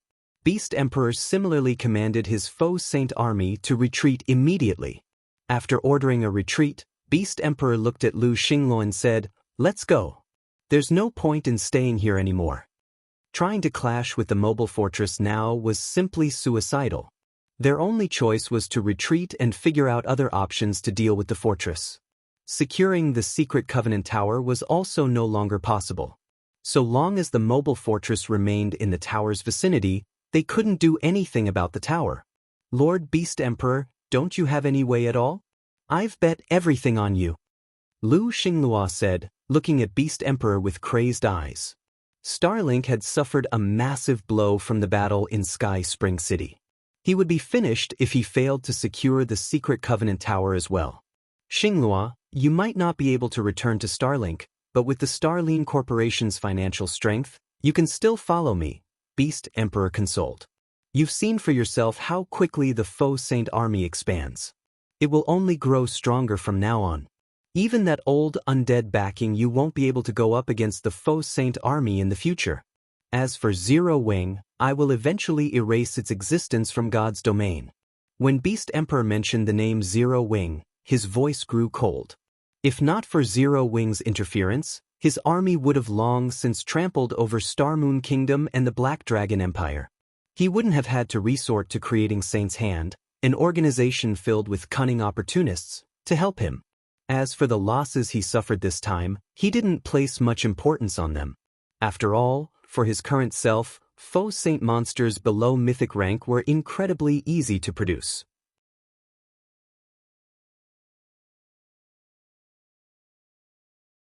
As for the mythic-ranked Faux Saint saboteurs, while they were severely weakened right now, if they focused on fleeing, nobody could stop them. Zero Wing would be able to kill only a few of them at most. In addition, after today's event, he finally understood the reason for Zero Wing's confidence. Now, all he needed to do was wait. He would wait until he produced a Tier 5 Faux Saint monster. So long as a Tier 5 Faux Saint monster appeared, let alone Zero Wing's mobile fortress, even God's domain's various kingdoms and empires would no longer pose a threat to him. However, producing a Tier 5 Faux Saint monster wasn't an easy task.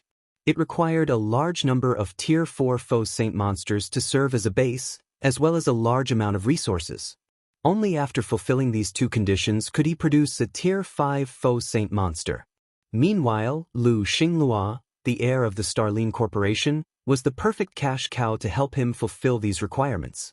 Read latest chapters at Wuxia World. After hearing Beast Emperor's words, Lu Xinglua could only nod in frustration, throwing in his lot with Beast Emperor.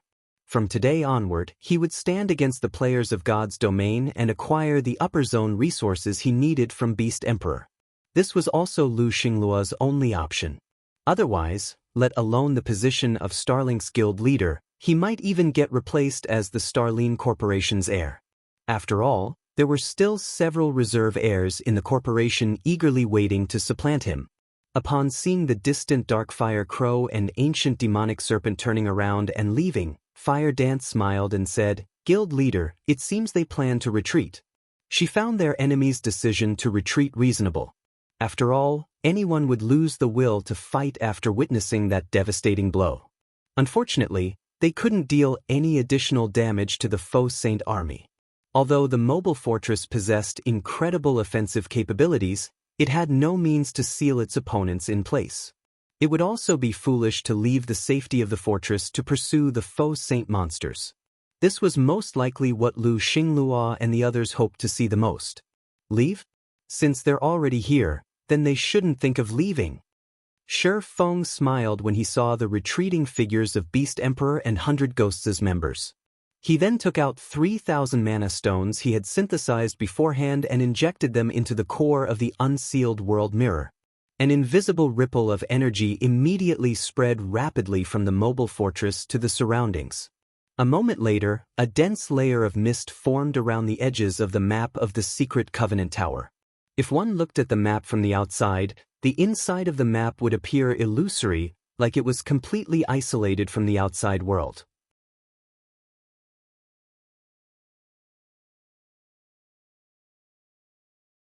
Chapter 28-26, Slaughter Time, a Map Seal.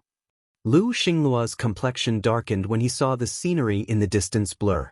The mobile fortress was an unshakable existence at this stage of the game. If they couldn't leave this place now, only death awaited them.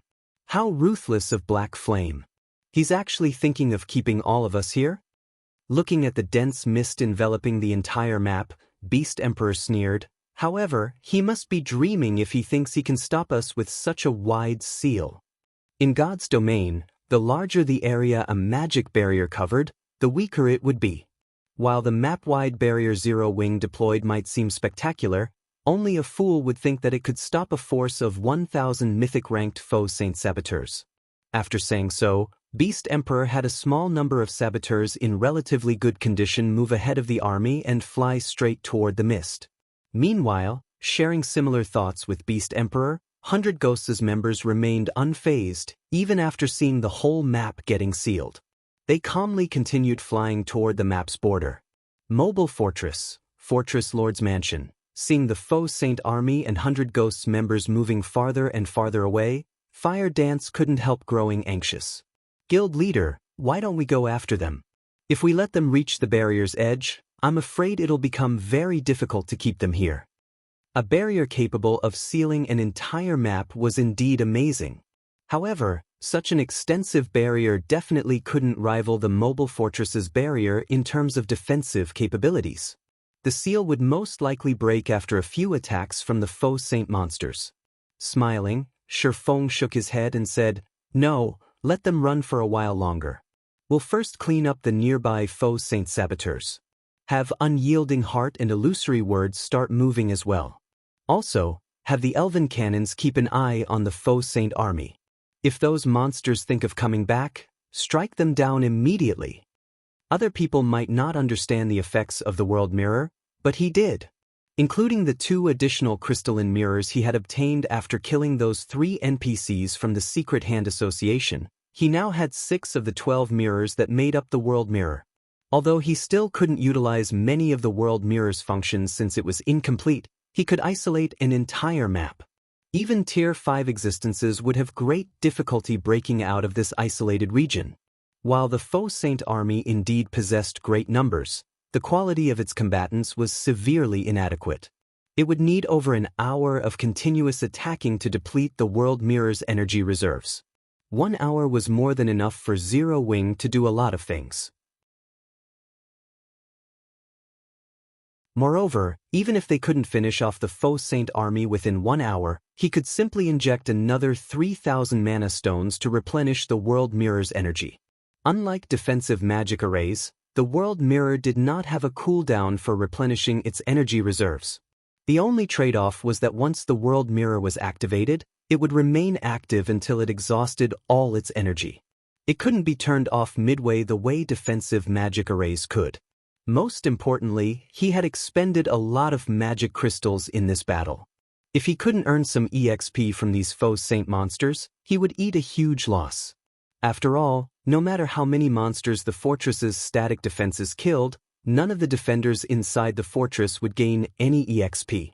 At most, the defenders would get to collect the loot of the monsters. However, the faux Saint monsters were basically beggars when it came to items. Even if they did drop items, those items would be of inferior quality. Their only saving grace was the above-average EXP they provided when killed. After Feng finished speaking, he flew out of the mobile fortress and chased the fleeing faux Saint saboteurs.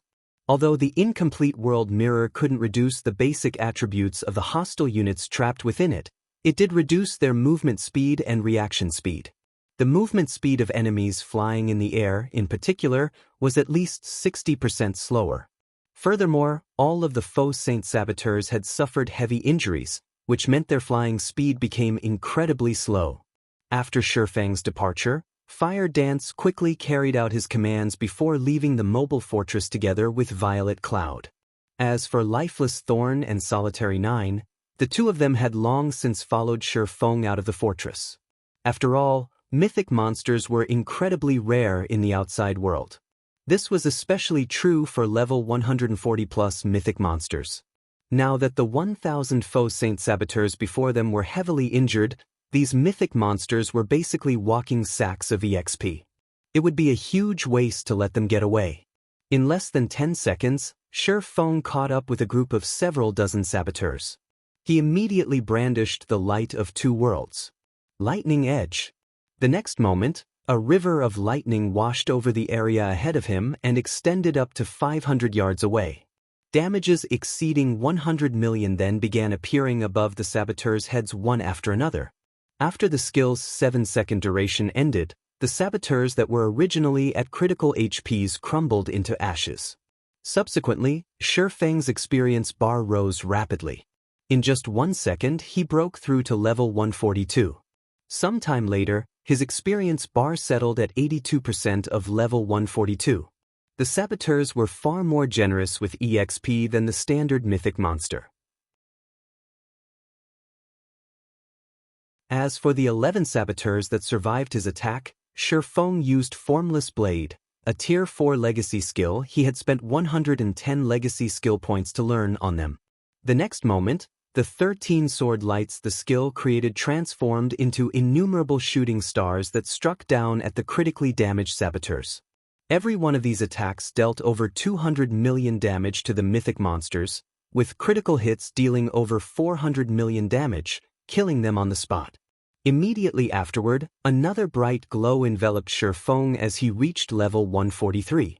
Meanwhile, following the deaths of these faux saint saboteurs, strands of dark gray mist escaped from their corpses and flowed into Feng's mind. Every strand of mist that entered his mind increased his affinity with mana by a small margin, and this bonus could be accumulated continuously. What a magical energy! Although I still got soul marks inflicted on me like when I killed that faux saint devourer, the effect of this strange energy is completely different from the white mist from before. It is incredibly attractive to mana. Feng was surprised when he sensed the changes to his body. At this moment, Feng wasn't the only person to notice this benefit. The others who had joined in on the chase likewise noticed the benefit of killing the faux saint saboteurs. These faux saint saboteurs might not drop any loot, but they are truly walking treasure troves. If some of our Tier 3 experts get this benefit, they should have a much easier time getting promoted to Tier 4. After killing off 2 faux saint saboteurs, Unyielding Heart was surprised by the benefit he received. Some distance away, Illusory Words also killed a saboteur and noticed the unexpected benefit. Surprised, she exclaimed, "These saboteurs are probably of greater help to us Tier 4s. If we can continuously boost our mana affinity, we'll understand mana more easily. This will be of great help in breaking through the limits of our mana bodies." Read latest chapters at Wuxia World. After reaching Tier 4, improving one's mana body became of utmost importance. Now, these faux saint saboteurs were providing them with a shortcut for doing so. Upon thinking up to this point, the two of them hastened their killing speed. Now, they weren't just killing the saboteurs for EXP but for the sake of further improving themselves. For a time, Feng and the others could be seen frenziedly mowing down the fleeing faux saint saboteurs, their levels rising rapidly. Beast Emperor, who had reached the map's border, couldn't help gnashing his teeth angrily. He had gone to great lengths to produce these faux saint saboteurs, only for them to become leveling tools for Feng and the others. At this time, he had already lost more than 300 saboteurs. If he weren't afraid of the mobile fortress's offensive capabilities, he definitely would have commanded every surviving saboteur to surround and kill Feng's group. Black Flame. "I'll make you pay sooner or later," Beast Emperor bellowed, a cold glint flashing in his eyes as he glared at Feng, over 10,000 yards away. Meanwhile, Lu Xingluo, who sat beside Beast Emperor, also resolved to make Feng pay, both in God's domain and in the real world, for today's loss. Turning to the dense mist before him, Beast Emperor commanded the several hundred faux saint saboteurs around him, "Attack! Shatter this damned barrier!"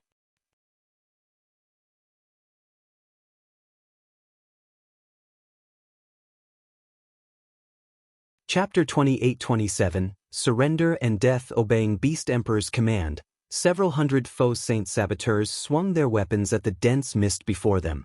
Although these saboteurs were heavily damaged, with their extraordinary techniques, they still managed to exhibit power at the mythic standard in their attacks. Boom! Every one of the saboteurs' attacks opened a tear in space upon impact, the spatial tears bringing momentary darkness to the area. When the spatial tears disappeared, though, both Beast Emperor and Lu Xingluo were thunderstruck. Impossible! Defying expectations, the saboteurs' all-out attacks not only failed to crack the barrier, but the barrier didn't even fluctuate in the slightest. It remained perfectly intact like before. 100 Ghosts' members were also surprised. Do these saboteurs not have enough power to shatter this barrier after being heavily injured? Jade Leaf wondered when she saw that the layer of mist remained dense despite the saboteurs' attacks. Being able to envelop an entire map and hinder teleportation and communication was already plenty amazing for a magic barrier. Yet, it was now revealed that this barrier could actually withstand the attacks of so many Faux Saint saboteurs. This was simply unbelievable. Nodding in agreement, Long Day, the golden armor giant, said, "They probably don't have enough destructive power. Let's make a move ourselves." "It seems that is our only option," Windshadow said. Under Windshadow's manipulation, the ancient demonic serpent immediately opened its mouth and released a breath of darkness. The power of the breath attack far exceeded that of the Faux Saint saboteur's attacks, the attack eradicating everything in its path. Boom! Upon collision, the space within a several hundred-yard radius of the point of impact turned into a dark void. The mist layer at that point also trembled violently, the vibrations extending several thousand yards away. Only after several seconds had passed did the mist layer revert to normal. "It's still standing?" Like Beast Emperor and Lu Xinglua, 100 Ghosts' members now had dumbfounded expressions on their faces. They couldn't believe what had just happened. After the ancient demonic serpent got promoted to Tier 4, its all-out attack had power at the entry level of Tier 5. Even superior mythic monsters of the same level wouldn't dare take this attack head-on. In fact, this attack could one-shot the defensive magic arrays of guild cities. Yet, when this attack struck the barrier enveloping this entire map, it failed to create even a single crack. At this time, let alone 100 Ghosts' members, even Unyielding Heart and Illusory Words, who had just caught up with the rest of the Faux Saint army, were stunned by this scene. Both of them could tell that the demonic serpent's attack was on par with the all-out attack of Tedelia the Soul Singer, a realm lord of the ruined mountain range.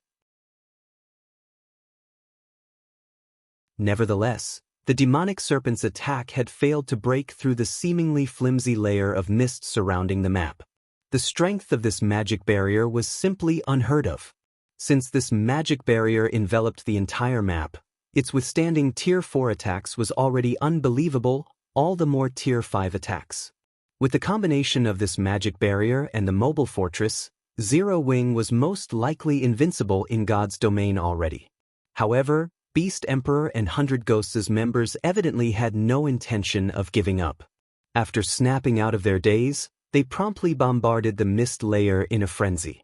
In their opinion, even if their attacks failed to destroy the barrier, their attacks had most likely exhausted a significant portion of the barrier's energy reserves. If they pressed their offensive, the barrier would crumble in no time at all. For a time, the Faux Saint army and ancient demonic serpent blitzed the magic barrier. Meanwhile, Feng's group mowed down the Faux Saint saboteurs they came across. 1 minute. 3 minutes.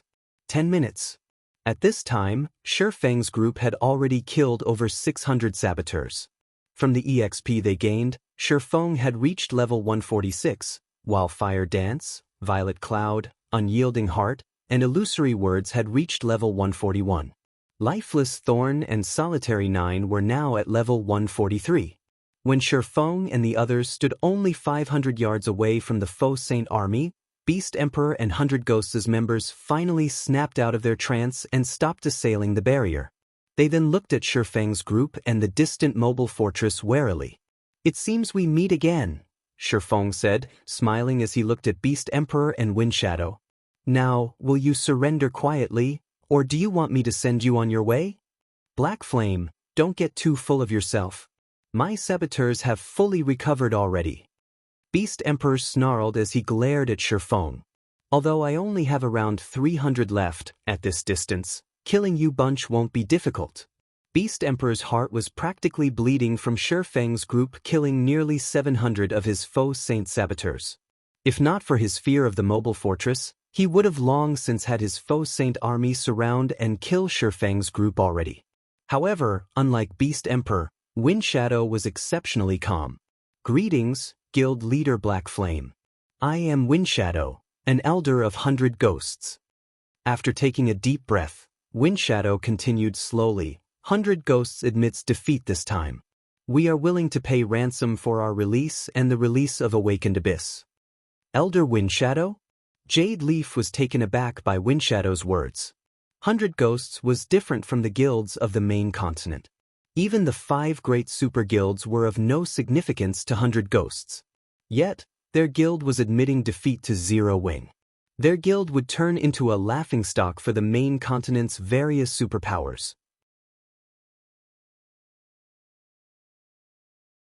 Moreover, they wouldn't have any way of explaining this humiliation to the guild's higher-ups.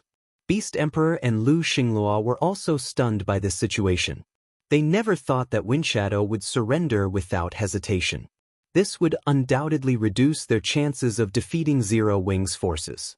Elder Windshadow, it seems 100 Ghosts only amounts to this much. To think you are already afraid of Zero Wing before we even start fighting, Beast Emperor ridiculed. Lord Beast Emperor, 100 Ghosts operates by its own rules. Moreover, 100 Ghosts doesn't have much of a grudge against Zero Wing, to begin with. Our conflict simply stems from one of our juniors ignorantly offending Zero Wing in Sky Spring City. It is only right that he is punished, Windshadow retorted nonchalantly. How righteous of you, Elder Windshadow. I am truly in awe. Beast Emperor glared at Windshadow. He had never thought that the man would care so little for 100 Ghosts' reputation. It was evident that Windshadow was trying to disassociate 100 Ghosts from him in front of Feng. Sneering, Beast Emperor said, "Unfortunately, Black Flame won't necessarily spare you." "That's right. I doubt Guild Leader Black Flame will let us off the hook so easily." Chuckling, Windshadow added, "But what if I say 100 Ghosts is willing to use a Tier 3 mana set equipment forging design as compensation? Have you lost your mind?" Beast Emperor exclaimed in shock. Beast Emperor could tell how powerful Tier 3 mana set equipment was just by looking at the Black Knights seated behind Windshadow. If not for their lower levels, they could most likely exhibit combat power on par with the Faux Saint Saboteurs. Even without any Tier 4 players, just 100 Ghosts' possession of this Tier 3 mana set equipment would most likely be enough to deter the 5 great super guilds from clashing with it. Yet, Windshadow was actually using the forging design for this divine equipment as ransom? Let alone Beast Emperor and Lu Xinglua, even Feng was stunned by Windshadow's offer. Originally, Feng had intended to make an exorbitant demand of Windshadow. And if Windshadow refused his demand, Feng would kill 100 Ghosts' members.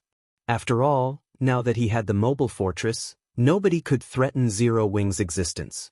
Naturally, he wouldn't need to care about making an enemy of 100 Ghosts. However, Feng couldn't help being moved by Windshadow's offer. Tier 3 mana set equipment was something he knew plenty about because its existence was recorded in the mana forging notes. However, the volume he owned did not include its production method. Looking at Feng, Windshadow asked, "May I know if you are willing to conduct this transaction, Guild Leader Black Flame?" "Okay, I agree to your offer," Feng said after giving the matter some thought. "However, I will need you to cooperate with my side to kill Beast Emperor's group. Also, my people must be the ones to land the killing blows on these saboteurs." Black Flame. Beast Emperor had the urge to charge forward and kill Feng when he heard the latter's words. "Just you wait. Sooner or later, I'll..." However, before Beast Emperor could finish speaking, Feng, who had been standing over 400 yards away, suddenly appeared in front of him. Tier 4 Legacy Skill, Magic Light Assault. Feng's attack was so quick that nobody could react to it. By the time anyone realized what was going on, the light of 2 worlds had already pierced through Beast Emperor's heart. Read latest chapters at Wuxia World.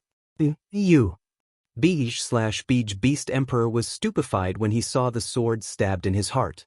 He had never dreamed that Feng would take actions so decisively, leaving him with no time for any of his life-saving moves.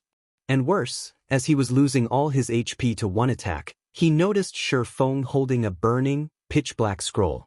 This pitch-black magic scroll was something familiar to dark players like Beast Emperor. It was the Tier 3 magic scroll Abyssal Curse. When activated, the scroll would lock onto a target and increase the target's death penalty by 3 to 5 times for 3 minutes.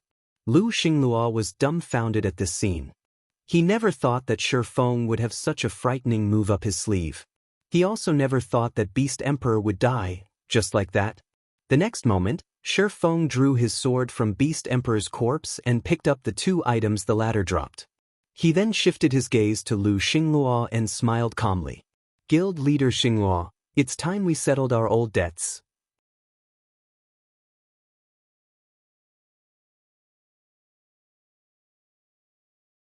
Chapter 28-28 Skyrocketing levels in a towering temple built within a gloomy and silent mountain. A black flash suddenly appeared on the altar in the center of the temple. When this black flash disappeared, Beast Emperor's bandaged figure stood in its place. Apart from Beast Emperor's aura being slightly weaker, his level actually remained the same. He was still at level 132, tier 4, despite Feng having killed him just a moment ago. Black Flame, you thought you could land a blow on me using the Abyssal Curse? Dream on. I received the Immortal Body Curse from the evil god. Don't even think you can harm me so easily. When Beast Emperor recalled the moment Feng killed him, he sneered. Just you wait. I already have the foundation to evolve a tier 5 Faux Saint monster. Once I gather enough materials, I'll let your Zero Wing feel the fear of death. The tier 4 curse Immortal Body allowed him to get resurrected instantly at his designated evil god's temple without penalty once a day. He could also use the curse to kill himself, and even being under restraints wouldn't stop this curse from activating. This move was the trump card he prepared in case of capture by NPCs. After all, if he got caught by NPCs, particularly the War God's Temple's NPCs, he would be doomed eternally. It was also because of this curse that he no longer had to live in hiding and didn't have to fear capture. It's a pity I didn't manage to rescue Lu Xingluo. With his help, I could produce the tier 5 Faux Saint monster much sooner. Once again, it seems I have nobody but myself to rely on, Beast Emperor thought to himself. Unlike himself, Lu Xingluo was only at tier 3. Feng could easily capture Lu Xingluo. Moreover, Lu Xingluo's previous escape from Sky Spring City had tainted his body with evil energy. If Feng handed Lu Xingluo over to the War God's Temple, then it would be game over for the latter. Not only would Lu Xingluo have to create a new account, but he would also have to wait over a dozen days before he could do so. But so what if I have to rely on myself? Now that I have that great treasure, let alone 1,000 mythic Faux Saints, I can create even 5,000 mythic Faux Saints in a short time. After thinking up to this point, Beast Emperor opened his spatial bag to take out the great treasure he obtained recently. Panic surfaced on Beast Emperor's face a moment later. It's gone. After looking through his spatial bag 3 times, Beast Emperor's mind went blank. It couldn't have. At this thought, Beast Emperor's face turned ashen. Black Flame, I won't rest until you're dead. Beast Emperor bellowed. The deafening roar echoed throughout the silent cavern. At the same time as Beast Emperor got resurrected, near the distant Secret Covenant Tower, Feng restrained Lu Xingluo with a darkness bind and captured him with a mobile prison. He gave Lu Xingluo no opportunity to escape or commit suicide. The entire process of Feng killing Beast Emperor and imprisoning Lu Xingluo took only 5 seconds, and watching this scene play out made 100 Ghosts' members break out in a cold sweat. This was because Feng's attack was astonishingly fast. Even Windshadow, a tier 4 shadow dancer, had reacted to the attack only when Feng was already standing in front of Beast Emperor. Moreover, the power of Feng's attack was equally incredible. Apart from tier 4 defensive classes, any other tier 4 player would most likely die instantly if struck. Meanwhile, after Beast Emperor's death, the Faux Saint army fell into chaos, and the remaining hundreds of thousands of Faux Saint monsters began fleeing in all directions. Only the mythic-ranked Faux Saint saboteurs remained relatively calm.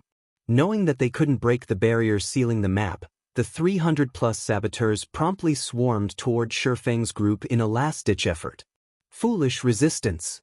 Seeing the saboteurs' reaction, Feng took out the Ring of Gospel, injected 5,000 magic crystals into the ring, and activated Miniature World. Immediately, the space within a 5,000-yard radius of Feng froze.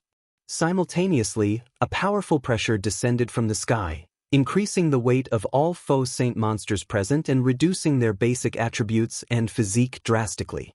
In the blink of an eye, the faux saint monsters had their combat power halved. World suppression? Long Day exclaimed in astonishment when he noticed the faux saint saboteur's physique and speed plummeting.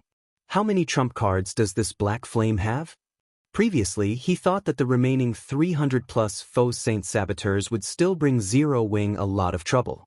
However, seeing the present situation, he found his earlier thoughts laughable. World suppression was different from the suppression effect of ordinary magic barriers. It suppressed a person from all aspects, and even Tier 4 existences with a mana domain couldn't resist it. And if a Tier 4 existence did not possess a mana domain, they couldn't fly within the frozen space. As a result of Feng's miniature world, the faux saint saboteurs now possessed combat power at only the entry level of Tier 4. Every one of them had also fallen to the ground after losing their ability to fly. At this time, let alone Tier 4 players, even Tier 3 peak experts could put up a fight against these mythic monsters. Ladies and gentlemen from 100 Ghosts, can you take action now, as per our agreement? Feng asked, smiling as he turned to look at 100 Ghosts' members. Or were your words from before merely a joke? You jest, Guild Leader Black Flame. We will certainly adhere to our agreement, Windshadow replied, chuckling. With a wave of his hand, he commanded, You bunch, get moving. Obeying Windshadow's command, the Black Knight Legion's members promptly intercepted the faux saint saboteurs. Although these Black Knights were only at Tier 3, they sported Tier 3 mana set equipment. In terms of raw power, they surpassed even the faux saint saboteurs when these monsters were at their peak, let alone now. The next moment, the saboteurs could be seen getting repulsed after just one exchange. They were no match for the Black Knight Legion at all. After glancing at the Black Knights, Feng turned to Fire Dance and said, Fire, have Summer and the others join the fight as well. Everyone should get at least 3 saboteur kills. These faux saint saboteurs were absolute treasures. Although they did not drop any loot, the dark gray mist that they released was of incredible value not only to Tier 4 players but also Tier 3 players. Now that the era of Tier 4 had come, it would be best if he helped Alluring Summer and the others reach Tier 4 as well. Okay, I'll have them come right away. Fire Dance nodded and promptly contacted the mobile fortress. As Fire Dance was summoning Alluring Summer and the others, Unyielding Heart and Illusory Words suddenly approached Feng. Guild Leader Black Flame, is it possible for you to sell us a dozen or so of these saboteurs? Unyielding Heart asked in embarrassment. We are willing to pay 1 complete Tier 3 legacy for each of saboteur. There was no way the two of them wouldn't covet these faux saint saboteurs. With the help of that gray mist, they could increase their guild's peak experts' chances of reaching Tier 4 by a significant margin. At this stage of the game, the various superpowers were all in urgent need of Tier 4 combatants to defend their territories.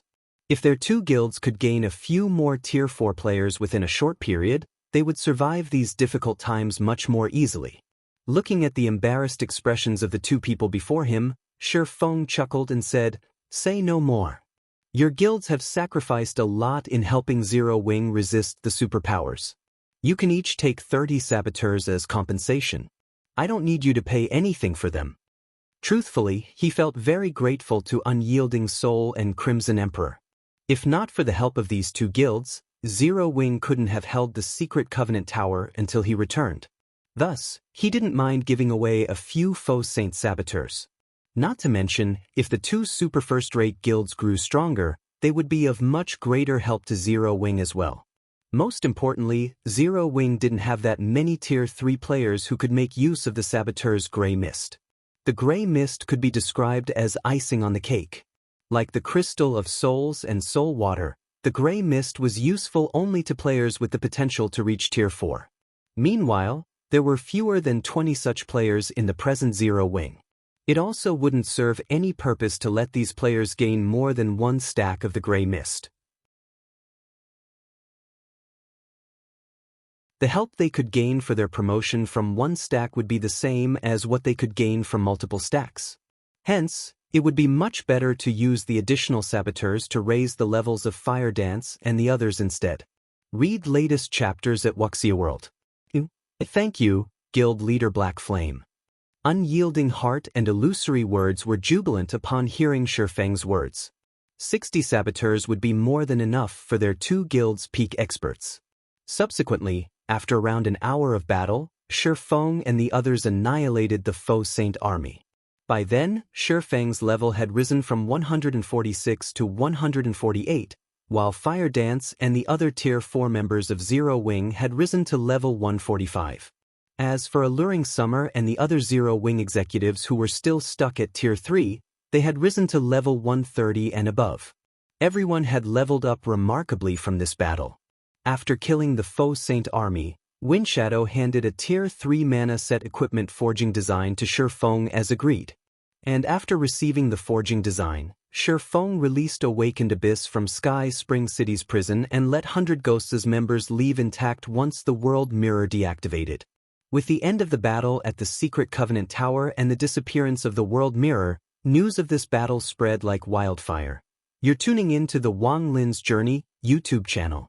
Don't forget to subscribe and join us on this journey to catch the most captivating stories.